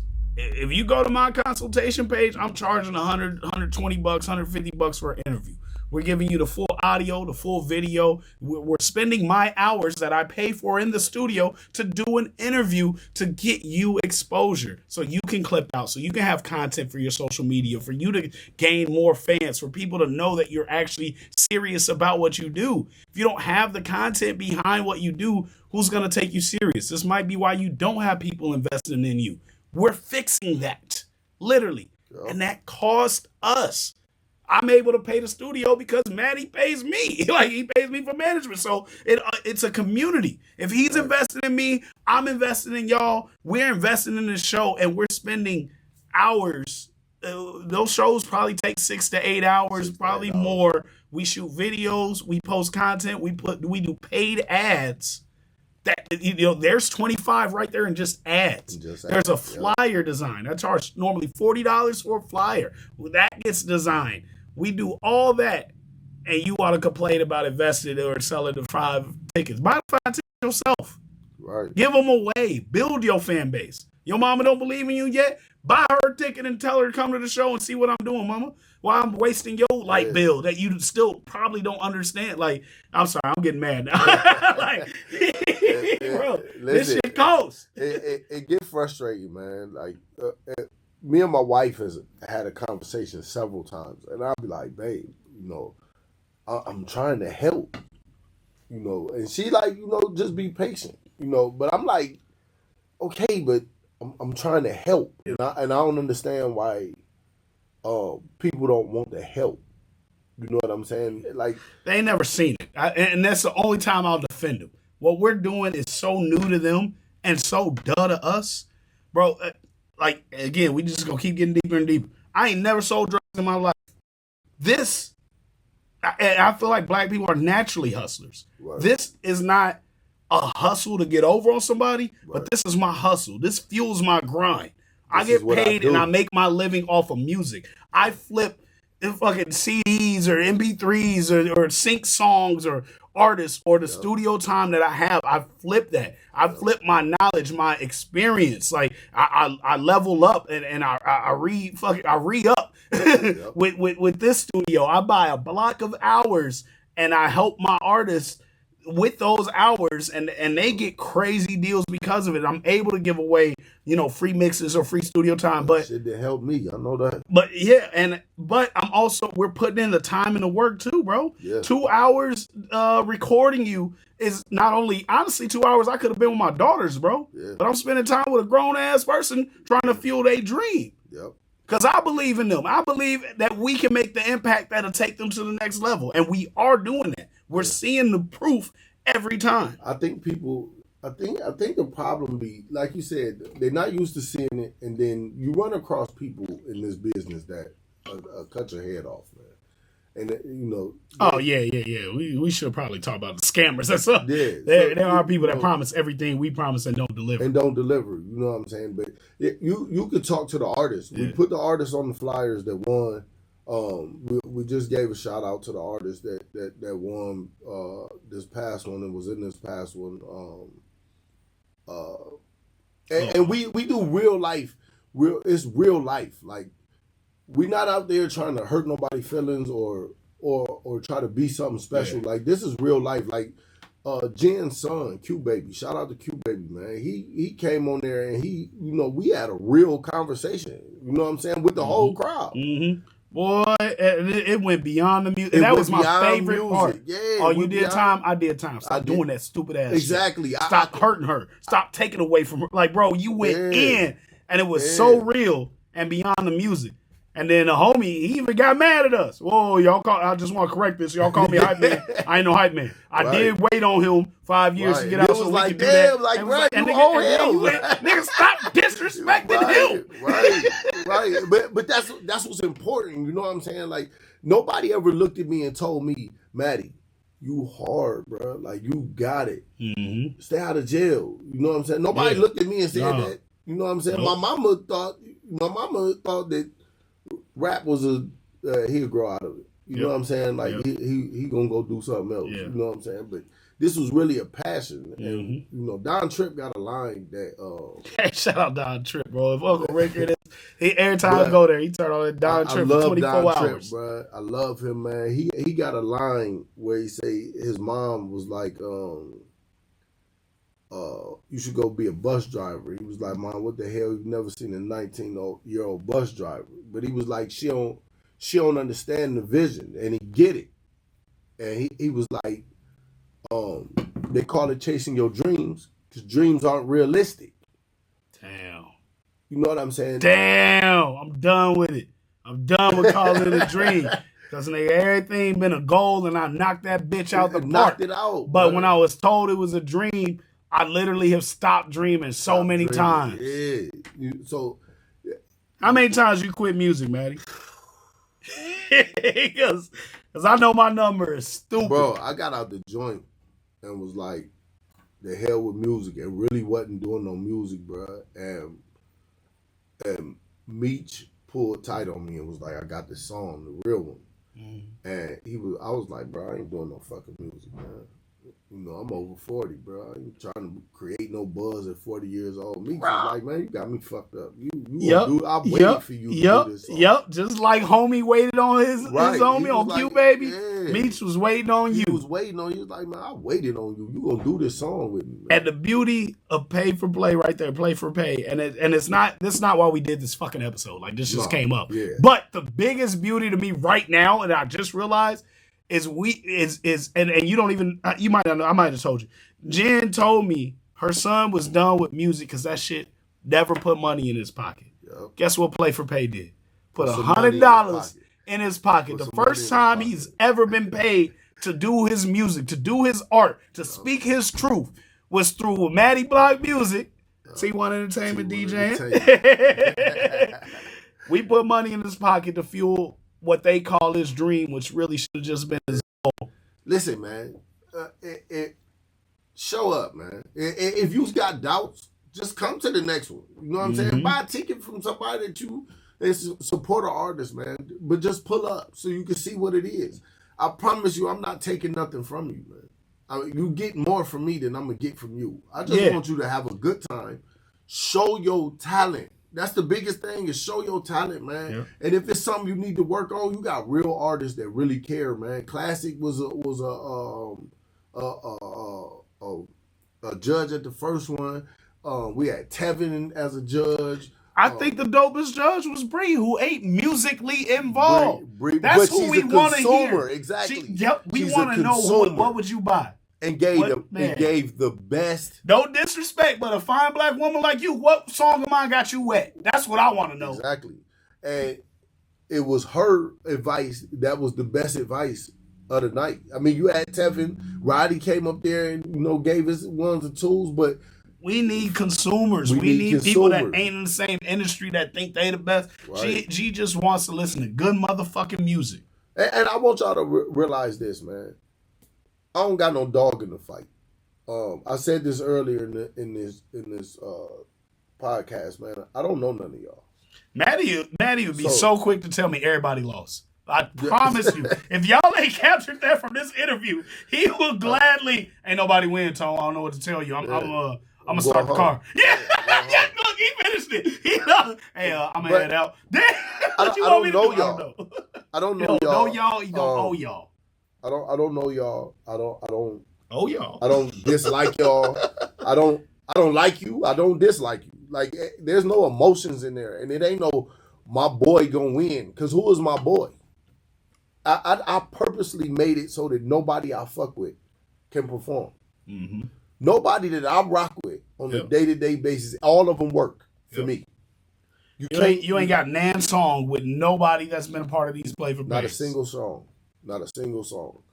I want to keep it as authentic and as fair as I possibly can. And it's not even about winning or losing. I want you to come do your best. Guess what? If you don't walk away with nothing, come to the next one ready. I just gave you two people. Yep. They walked away. I'm not gonna sugarcoat the judgment. You gonna get the business. If your shit was trash, I'm not gonna tell you, you trash. But I'm gonna tell you, like I wasn't really into that. He lying. They was eating people. But we told them the truth though. Damn. And telling the truth brought two contestants back to the very next show, and they stepped on the best performances I've seen, and I've seen them perform dozens of times. What more could you want? What more could you want, man? So if you got doubts about how it's going, if you got doubts that you're going to win and get what you want, all you got to do is talk to the people that was they on the flyer. If you want to know, text me. I'll tell you. They'll tell you that they got their money. They got their song recorded or in the process of getting their song recorded. They got interviews or in the process. I can show you text messages between Tone and other artists that Tone setting up dates. Hey, okay, you need to come down here at this time. I'm not trying to take nothing from you, man. I'm not going to say it again. Like because the reality is if you don't want to perform in P for P, I'm okay with that. Yeah. I don't feel no type of way. We ain't got no beef. And if you got a show that and I want to get in it, I'm going to get in it. If I don't, fuck you. I don't want to be in the show. Like a little funky ass show. All right, I'm trying to think what else we need because this is part one. Part two, what's the new podcast going to be called? The new podcast is going to be called Conversation with the Beard. I need to be the first guest, goddamn. I got you, so. I got you, man. That's gonna be me meeting Jers, man, and we're gonna have a lot of guests on, man. But if you a dude, man, you gotta have a beard. Like the females, y'all cool, but if you a dude, you gotta have a beard. If you ain't got no beard, we gonna put a costume on you. So no, I'm just playing. Stupid as hell. I gotta grow my shit out. Hey, you my barber, so it's up to you if I get this beard or not. If I qualify, that's on you. I know it was sabotage. All right, cool. Maddie, you ready for some games? Can we play some games, bro? Yeah, let's get to it. All right, which one you want to start with? Do you remember this or that? Yeah, I remember that. This is like 2-3 years ago. Yeah, I remember that. Okay, we got to do that again, and then we got to cross-reference your answers, see how authentic they were, or how life has changed since the last time. So we got this or that, or top 5. We're doing both. Which one do you want to start with? Let's do this or that first. Oh, man. He picked the wrong one. Don't say this to the wife. Look. What happened? You know, baby, I'm an entertainer. It was cold. Hey, I can promise you for sure. I bet a lot on it that I don't tell lies. I would bet everything that I ain't never heard Madi tell a lie ever. That man is honest, and the one thing he got over anything else is his word. He give you his word. That's all I got, man. He ain't lying on that. So, with that being said, I'm gonna ask you these questions. All right. I mean, if you gonna get me in trouble, I ain't answer, man. Man, I'm scared of my wife, man. I need you to answer with the option. No, I mean, if you want me to pull a drink out like Drink Champs and be like this, that, or drink, you know, we might be able to accommodate something. No, but we good. I answer. All right, this or that, and it's usually one word answers, maybe a couple words. If you start elaborating, you get 3 elaborations. Right. I'm going to let you know, but you already lost it. If I ain't going to warn you, I'm going to be Right. like, hey, you started rambling. That's one elaboration. Right. You get 3. I get as many as I want. If you make me curious, don't be trying. I know what they be trying. Nah, you trying to make me elaborate. Nah, use your elaboration if you want to. I'm going to move on. Right. And if I see you trying to, I'm going to purposely move on when you want me to use it. I got it. You ready? Hey, y'all ready. All right, let's get it. Humble or prideful? Humble. Boy. I'm humble. Already. I just vouched for you. I just told bro. y'all how Madi don't lie. I believe in his word more than my own. Madi, Right. I don't believe this. If you look up the definition humble, I'm humble. Define it. This is my elaboration. Define how you just picked humble over prideful. Okay, so you don't see me out or bogarting people, or you gotta recognize me, or if somebody reach out and be like, bro, I fuck with your music, you don't get the cockiness that, nigga, I know you do. Thank you, I appreciate it, man. I appreciate you as a fan. That's humbleness. You know what I'm saying? Like, I don't think I'm better than no other artist either. That's humbleness. You know what I'm saying? I may think my music hit harder, but I'm supposed to. I'm supposed to think I'm the best, but it doesn't mean. But I'm not gonna put you down. I'm not gonna put no artist down. You know Okay. Streams or followers? I don't lie. Streams or followers? Followers. Cheat on your girl or get cheated on? I'm not cheating on my girl. He's trying to get me killed, Tone. He's trying to get me killed, Tone. Cheat on your girl or get cheated on, Madi? Neither. Cheat on your girl or get cheated on, Madi? All 30 questions. Cheat on your girl or get cheated on. Cheat on my girl and get cheated. I'm not, bro. You don't have to send her the link to this interview. Nah, she go see it. Somebody go screenshot this one. Listen. He said he about to cheat on you. Madi gonna be in the obituary. I'm gonna get cheated on, man. You say you don't lie, Madi. I'm gonna get cheated on. I'm gonna get cheated on because my wife is my world, man. You elaborated, but keep going. My wife is my world. So if she foolish enough to get cheated, it's over with. To cheat on me, she gonna get somebody killed. So that's a decision she gotta make. You know what I mean? Listen, I'm that nigga that they be like, he should have just moved on. No, I invested in her, and somebody gonna die. Fuck that. I'm him. I'm that nigga. Yep. He should have just moved on. He did. I moved on to prison. I did move on to prison. Yeah. Put some money in my books. All right. What's more important? Who you know or what you know? Who you know? Monogamy or be poly? If you need me to define something, that doesn't count as elaboration. I would love to be poly. But... That means that's your answer. Next question is honesty or loyalty?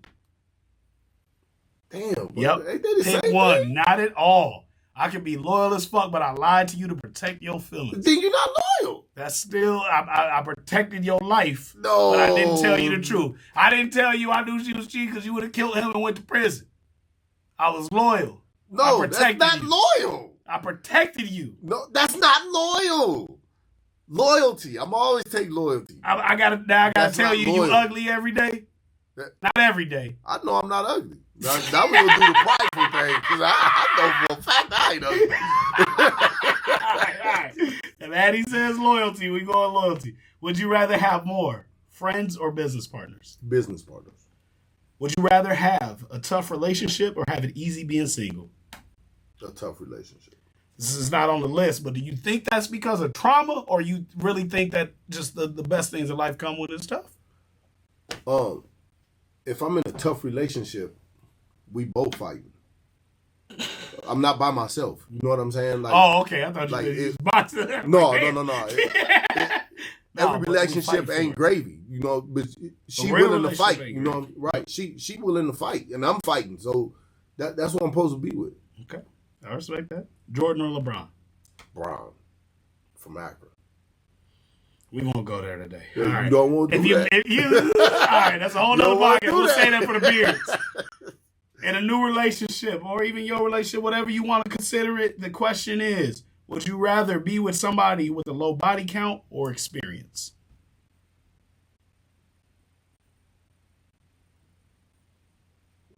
Shit, a low body count. Be honest. I don't ask them questions. A low body count, I guess. But I don't ask. I don't want to know. I don't want to know. If I drop this thing in there, and this one, how many elaborations I got? This is my second one. You gonna elaborate? If I drop this motherfucker in there and it's just dangling, I ain't fucking with you no more anyway. So, it don't matter how many bodies you got. Oh, Lord. I'm done. Oh, shit. All right. This is important to what we've talked about tonight. Do you believe a man pays or it should be 50-50? They call it going Dutch.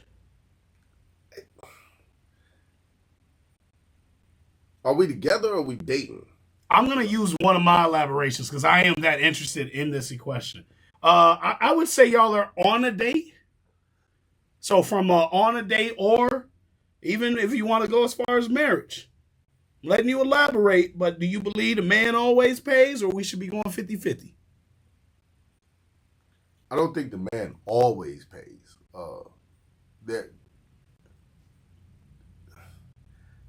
There's instances where I feel like the female should be reaching her pocketbook, but I feel like most of the time it should be on the man. Damn. That doesn't give me one or the other, really. I know it's an elaboration, but I still kind of need you to lean one way. I mean, if I got to lean one way, I'm going to say it's going to be on the man. You don't know? Okay. Because definitely earlier I felt like you would have said man pays, but you was like, but if I'm hurting, reaching that pocketbook. But if I got it, man pays. Yeah. I definitely, I know you ain't a woman pays guy, so like it's man pays. All right. So then, do you think women should be more independent? So you want more independent women or more equal partnerships? It's not the same question. Do you want more independent women or do you want more equal partnerships? I mean, I think we should have equal partnerships. Respect. All right, next question. Moving on. Nope, don't elaborate no more. You don't need that. We early. We in like the first 10 questions. We got 20 to go. This is supposed to be fast. All right. Split bank accounts or shared? Shared. I'm married. So. Passwords with your partner. Should they be private or shared? No, shared. With your partner? Yeah. Like my wife? Yeah. Shared. What am I like? Facts. Patron or Henny? Patron. What's more important? Shock value or repeat value? Repeat value. Dave Chappelle or Eddie Murphy? Damn. Yeah, I'm about to fuck you up. Don't waste elaboration. It's going to get harder. It's going to get harder. And you got one elaboration. Okay. Jamie Foxx or Will Smith? Will. Cat Williams or Kevin Hart? Cat. Would you rather overplay? Actually, hold on. Go a little back. Cat because of last year's interview, or it's always been Cat? It's always been Cat. I don't fuck with Kevin. Damn. He ain't even funny. Damn. Would you rather overplan or go with the flow? Overplan. Yeah, that's you. Do you prefer text or phone calls? Text. Really? All right, I ain't gonna lie. I've had a few people that did time, and they always say phone call. You caught up with technology. I respect that. All right, this is a new question I've added. Lyrics or melodies? Lyrics. Kanye or Jay-Z? Kanye. LA or New York, even if you've never been? New York. Windows or Mac? Apple. Mac. Windows, Microsoft. Mac, okay. Stone Cold or The Rock? The Rock. iPhone or Android? iPhone. Johnny Depp or Robert Downey Jr.? Robert Downey Jr. Real quick, okay. Do or Die or Bone Thugs? Bone. From Ohio. From the old baby. He loyal. Twister or Tech 9? Tech. I'm going to ask you why. Go ahead, use my elaboration. Tech never needed mainstream. Oh, Twister. Yeah. Tech never needed mainstream. It helped. He's done it all by himself. And the man amassed a fortune. Facts. With no help from nobody. I've seen it. He got his features after just because he wanted to fuck with him, not because he needed them. And bro just gas. If you listen to him, he called him up. Gas. Yeah, I respect that. Education or field experience? Field experience. Nelly or Ludacris? Luda. Dr. Dre or Timberland? Dre. Ed Sheeran or Justin Bieber? Shit, hold on, I ain't know. Fuck. You ain't never listened to who? Come on, man. Don't be that black. Don't be that black. Justin Bieber, baby. I'm going to have to say Justin. Yummy, I don't know nothing from Ed. Ed Sheeran, I found love. Yeah, the way you started singing that, I know. That ain't you. He said it's Justin in the motherfucker. All right. You better listen to this white boy, goddammit. Justin Timberlake or Bruno Mars. Bruno. You racist, man? No, Bruno is acceptable. Bruno been doing his thing. All right, but I need you to name a Justin Timberlake record. I just need that for the podcast. A Justin Timberlake record? Yeah, come on, Maddie. Shit. Come on, Maddie. I don't know the name of that. I'll even give you. How about that one with him and T.I.? That's too black. I'm sorry. You can't give him a solo. Not a Cry Me a River. Not a. Oh yeah, I fuck with that. Not Cry Me a River. Is that it? I fuck with that song. All right, man. What's more important? And I know the answer to this one, but I'm gonna give it to you: punctuality or perfection. Punctuality. Yeah, I know. Damn, Toe, you late again. You don't respect my time, bro. I'm working with so many people. I'm trying to help everybody. He be mad, y'all. Usher or Chris Brown? Damn. Recently, Chris. Chris Brown or R. Kelly? R. I don't want to say the full thing. I'm gonna just give you the R. Kendrick or Drake? Oh, I don't like neither one of them. Oh my God. I ain't like neither one of them. That's crazy. I got. That's too gangster. You don't like Drake. He went with Drake. I'm surprised he went with a light skin. No, I'll just play. Beyonce or Rihanna? Rihanna. Michael Jackson or Prince? Mike. Mario or Sonic? Mario. Domino's or Pizza Hut? Pizza Hut. Lil Wayne or Eminem? Wayne. I'm trying to prove you're not racist, man. You have a hard time, bro. I like what I like. All right. Let's see how black you are. I don't ask this question to everybody, but we gonna test your blackness. Blank Man or Meteor Man? Blank Man. Hey, for my satisfaction, please elaborate. Bro, 90% of my guests don't even know who either one of those are. Blank Man is a hood classic. Bruh. And the fact that Meteor Man was a colder superhero, but Blank Man is definitely the better movie, bro. And he was the hood superhero. Yeah. Bro had a blanket or a towel? He had a rag on his fucking face. He had a dirty ass rag. Bro was that guy though, man. Yo, with when the homie took the bullet, it's like, it's okay, I'm bulletproof. Oh, I only made my suit bulletproof. Yeah. Okay. Blank man all day. All right. Ether or hit 'em up? Ether. That's what I used to make a big deal. You ain't been here long enough. I won't judge you. Poncheros or Chipotle? Chipotle. Whack as hell. All right, moving on. Nope, don't elaborate because we got 3 questions left and you're going to want to elaborate. Joe or Tyrese? Joe. Migos or 3-6 Mafia? 3-6 Mafia. All right, last question. You have to elaborate. Would you rather? Damn, I ain't even going to say my extra side comment. Would you rather deal with a smart ass or deal with a dumb ass? I'd rather deal with a smart ass. You get to elaborate. I'd rather. When you deal with a smart ass, they know what they talking about. Yeah. They know what they talking about. So the argument with them is like, bruh, like we trying to have a fucking conversation. You know what I'm saying? When you dealing with a dumbass, they don't know what they talking about. They think they know what they talking about, and then you just want to smack the shit out of them. You like, bro, just shut the fuck up. I knew it was going here. Why did I know? I just want to. Like, bro, like you like, bro, this is what you have to do this, and they be like, no, but like, bro, what the fuck is you talking about, man? Like, and nothing they say makes sense to nobody but them. Like, fuck. A smart ass know what they talking about, bro. They just an asshole about it. You know what I'm saying? So that's what get them by, though. Like, you can get by because you know what you talking about. So it's just like, bro, I can't stand your fucking attitude. Yeah. But you're not wrong. You didn't have to say it that way. like I'll tell you, I'll give you a good example. And you know I love you, brother, but silence is a fucking smart ass. Man. Oh, yeah. He is the king of smart assery. But he know what the fuck he's talking about. Oh, you know yeah. what I'm saying? Like, every time he's gave me advice. He don't talk out his ass. Right. It's from experience. Yeah. He's seen it work. He's done it himself. Absolutely. But the way he delivered that shit, man, boy, like, hey, don't ever. He told me something. I went back to Meech like, man, fuck him.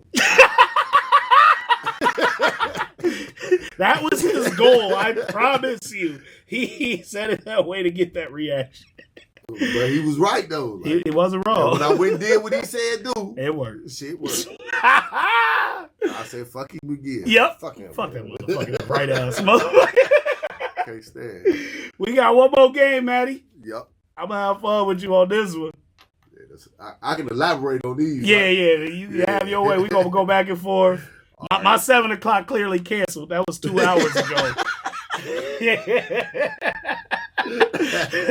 This is why you be texting me.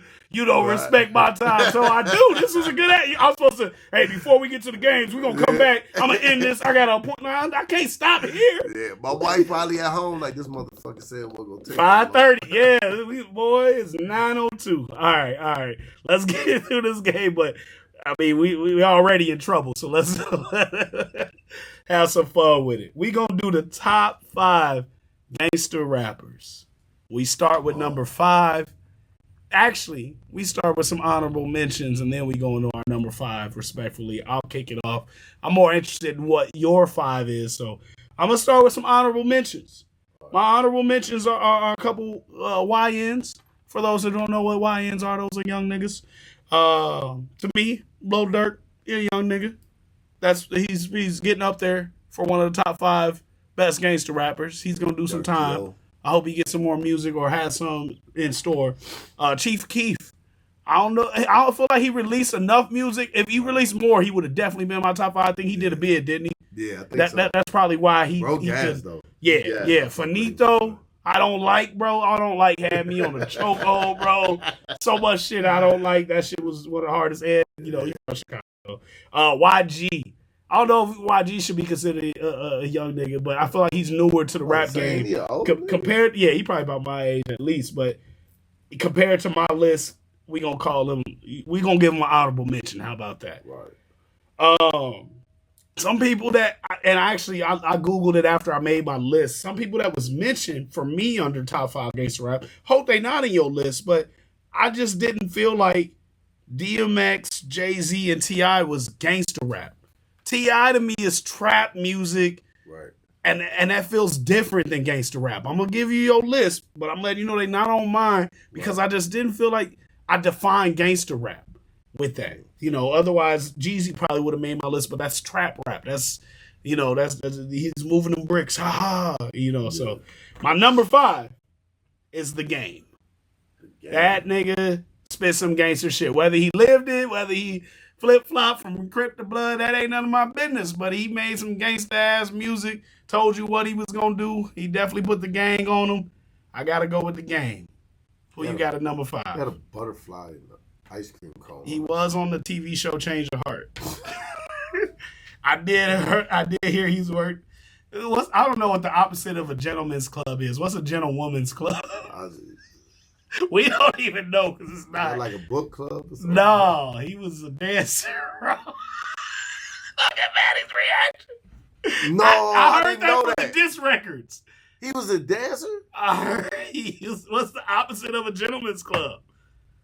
A male strip club dancer is what I heard. But his music, and we're talking about the music, not who he is. I don't know how gangster he is. I would love to work with The Game. I would shake his hand. I would not disrespect him, but I probably would have to ask, hey, bro. That nigga had a thong on. I heard he had a tongue ring. But I'm still in the music. The music was gangster. 300 bars. Hate it or love it. One Blood is one of the most gangster records and dopest beats ever. I ain't fuck with dude. All right. Who's your number 5, man? Wait, my honorable mention. Yes, please. Honorable mentions and then who you don't consider gangster rap, So, if you don't mind. My honorable mention is he also a YN, NBA YoungBoy. Definitely a YN. I fuck with YoungBoy. But that he spit that shit. He talking that shit, bro. Bro got pain in this shit. Mm-hmm, like, if you listen to him, like, bro, you could tell he went through some shit. That ain't music. That's his so life. That's my only honorable mention. Maybe Lil Baby. Fuck a Lil Baby heavy, and he definitely was in them streets. Who do you not consider? Before we go to your number 5, who do you think that people would consider gangster rap that you don't?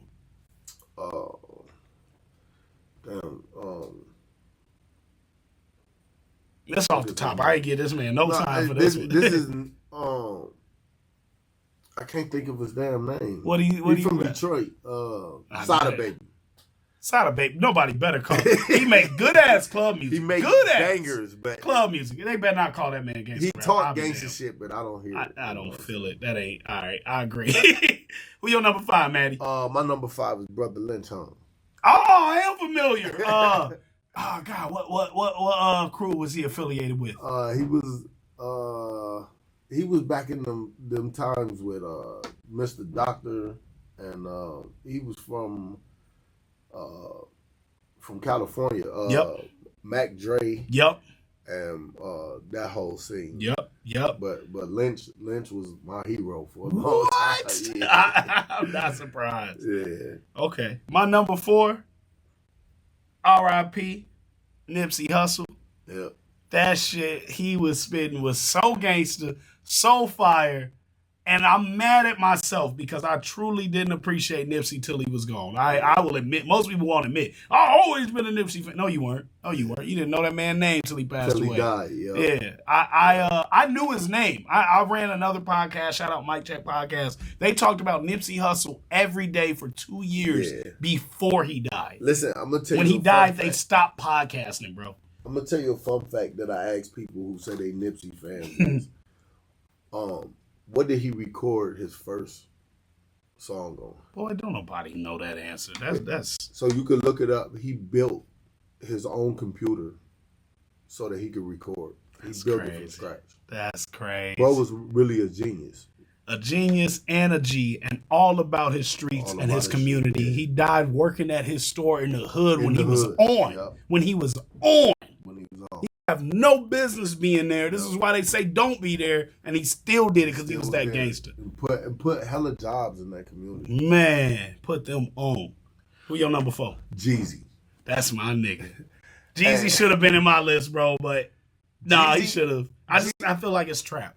Jeezy, and he is a trapper. He's definitely a trapper, but Jeezy the one thing with Jeezy and like T.I., you throw T.I. in there and a lot of the Atlanta guys, man, they also gave you the reality of trapping too, though. Like, yeah. You just wasn't out there standing there selling dope. Yep. Like, motherfuckers was trying to rob you, shooting at you, and you doing the same Yeah, thing. you got to be gangster to trap. Yeah. So it's definitely valid, and that's, I think one of my biggest problems with classifying that music is also just gangster rap is I went to the trap museum. Right. Have you heard of that? I heard of it. I want to go see it.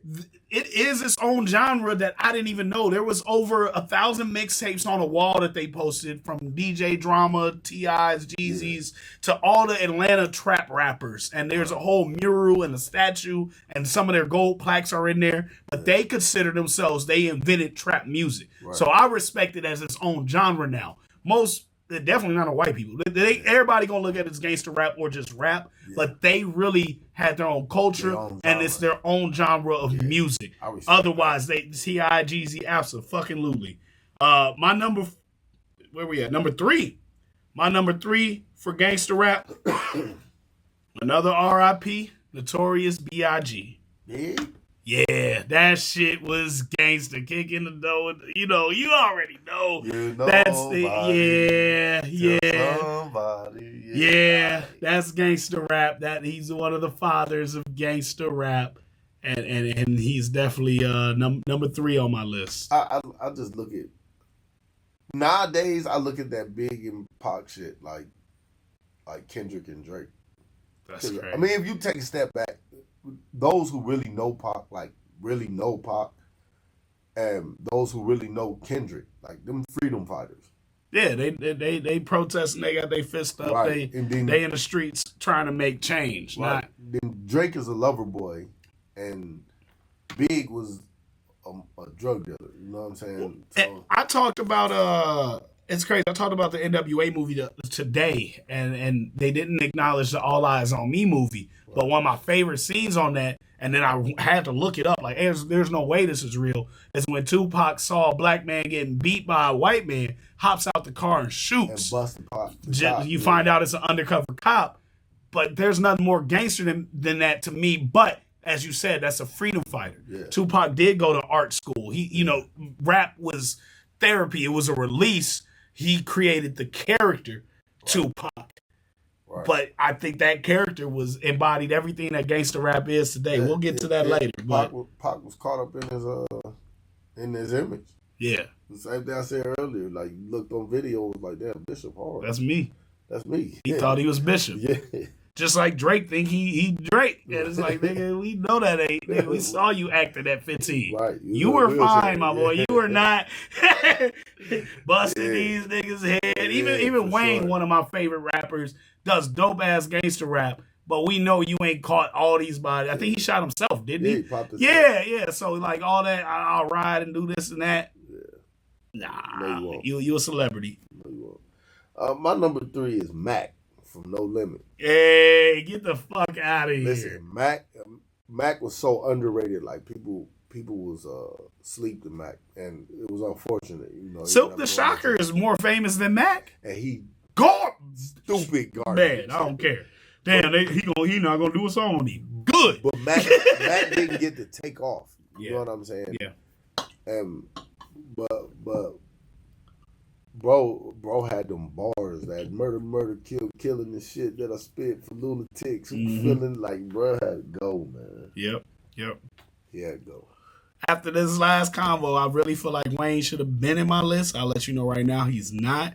But I look at gangster rap as the art, not who is more gangster as a human. Right. But I think this nigga number 2 was gangster as fuck. And he pushed that gangster music at a time that it was dying. And he built something and he is literally like, this is my mogul in music and why I do business and music the way I do.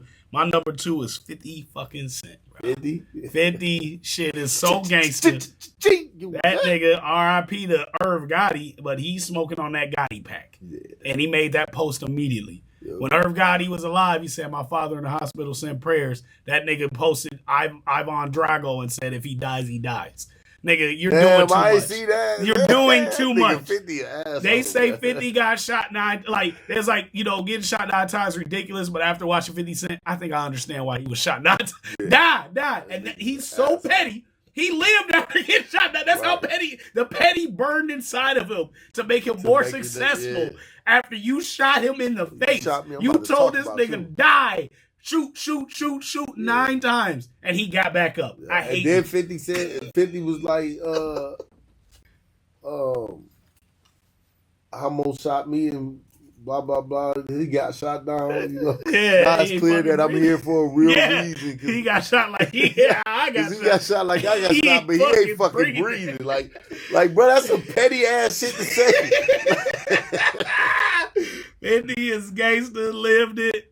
Endured and thrived, but his music definitely shaped the way that I looked at music, the way I looked at my past from Chicago to moving to Iowa, and like, damn, my traumas from what I've seen and how these niggas move can actually be translated to art, practices music, and build a business. And my favorite part about 50, and I talked about him a lot on this podcast, but my favorite part about 50, obviously moved into Hollywood, rich as hell. He put his niggas on immediately. Right. He did the 50 Cent album. The next thing is G-Unit. G-Unit album. Now G-Unit the label. Now my niggas got a label. Now it's G-Unit South, ran by one of my niggas. And as soon as my nigga got out, he was already shouted out so much his album went gold. That nigga, Tony Yayo is trash. But 50 loved that nigga so much, he went gold. This nigga's love for niggas. You don't speak Spanish? Who ran that for you? You don't know Spanish? Our niggas pulling up like the 400 Camacho. Like, nigga, you're trash. But you that nigga, and I'm that nigga so much that when you got out, you was good. You was good. 50, he should be my number 2 or my number 1, but we'll talk about my number 1. Who you got as number 2? Number 2, I got Siegel, man. Benny Siegel is gangster. I can do nothing but respect. And not only did he talk that shit, he did that shit. Yeah, he did that. He did the crime in his time. But nigga, them Benny Siegel bars, bro. Them Siegel and Freeway records, bro. Man, his delivery was just so aggressive. And he was aggressive. You know what I'm saying? He's aggressive. Look, you kind of look like Beanie Siegel, nigga. You look at Beanie Siegel. That ain't nobody you want to test, bro. That ain't nobody you just look at like. What he tell Charlamagne? Find you something safe to do. This ain't playing with me, bro. Oh man, I was gonna get to somewhere in the podcast, and before we end this, I got to talk about Charlamagne and Birdman, but we'll come back to all that in a moment after I give you my number 1, which I think you probably know who my number 1 is. We mentioned him. It's another R.I.P. I think he ushered in gangster rap, whether he lived it, whether it was art, whether it was what he's seen around him. Tupac Shakur has to be the number 1 gangster rapper. What, Maddie? I love Pac. Did you? Pac was Did you? Gangster, bro. He wasn't no gangster. He went out gangster. He did. No, fuck, he did. Well, he took went 5. Out stupid as hell. He took 5 before that. Pac was easily influenced, man. And people might not want to admit that. No, we got to talk about that because I'm okay with him being easily influenced. If you're talking about Suge set his bail when he was fucking doing time for that bullshit. Yeah, but Pac died with nothing, though. He died with everything in Death Row's name. His car was in Death Row's name. His house was in Death Row's name. He ain't leave no kids behind, did he? I think he got a daughter. Maybe. I'll have to look into that. I think he got a daughter, but Pac, when Pac came west, man, he just wasn't Pac no more. He wasn't a Pac we know. Once California dropped, he wasn't. California. Yeah, he wasn't the Pac from Tupacalypse. You know what I'm saying? They cracked it to a apartment family tree. My mama on that shit, my daddy tripping, mama steady blaming me. Is it my fault just because I'm a young black man? Like, you know what I'm saying? Like, okay. That was Pac, bro. That was Pac, man. Pac had something to say to you. You know what I'm saying? And I mean, he did what he had to do, you know what I'm saying, to when he came west, but I just he felt shot like a cop. That ain't gangster.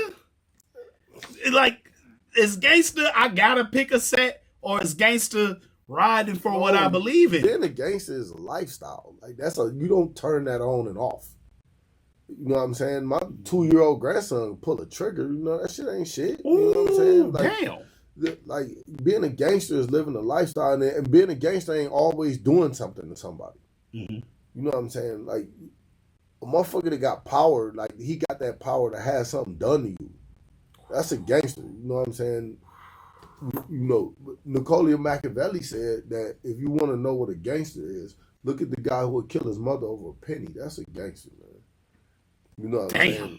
So, like, I think we misuse the term. Even myself, we misuse the term gangster. You know what I'm saying? But gangster is a lifestyle. You don't go home and got your pinky out drinking tea and asking for crumpets and shit, and then you just because you on the video screen with a chopper and a gun in your waistband, now you a gangster. That don't make you no gangster, man.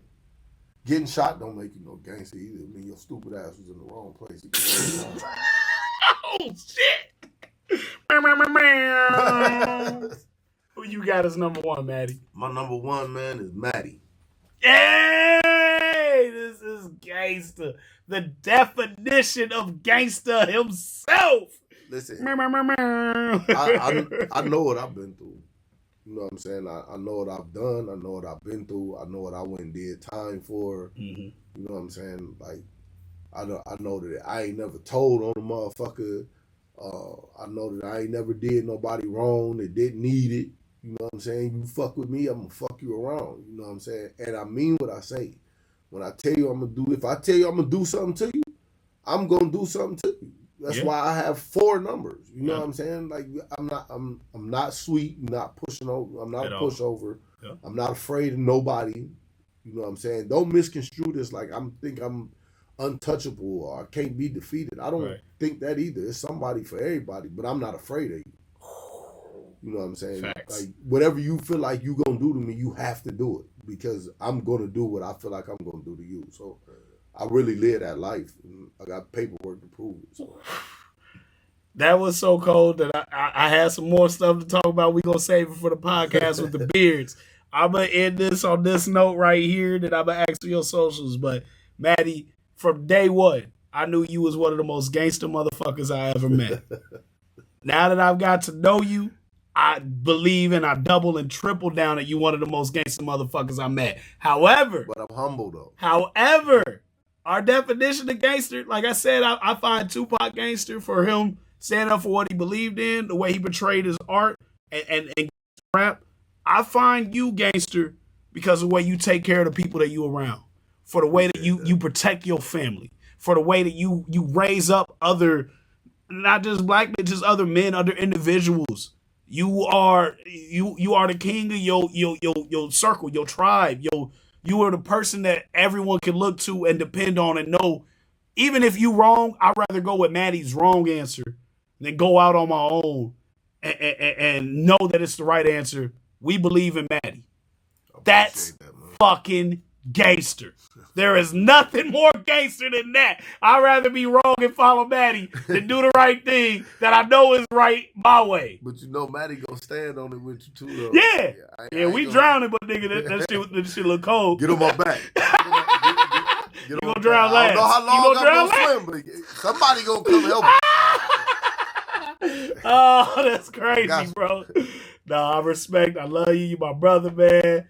This is a great motherfucking podcast. More to come. Podcast with the beards. Enjoyed myself, man. Man, where can they find you? What you got dropping? What's coming up? You can find me on every platform, Madi Bloc Bay, or you can find me at Madi Bloc Music on every single platform. You know what I'm saying? I just dropped here tonight, featuring D Meach Grind Hard, GMG. And my boy Tevin Jones. So y'all check that out, man. And definition of a gangster. And don't forget to make sure y'all check out Hip Hop Love Story by D Meach, man. Hey, boss, man. Let's get it. That was fire. I can't wait till the next podcast. What's the next podcast called again? Conversation with the Beards.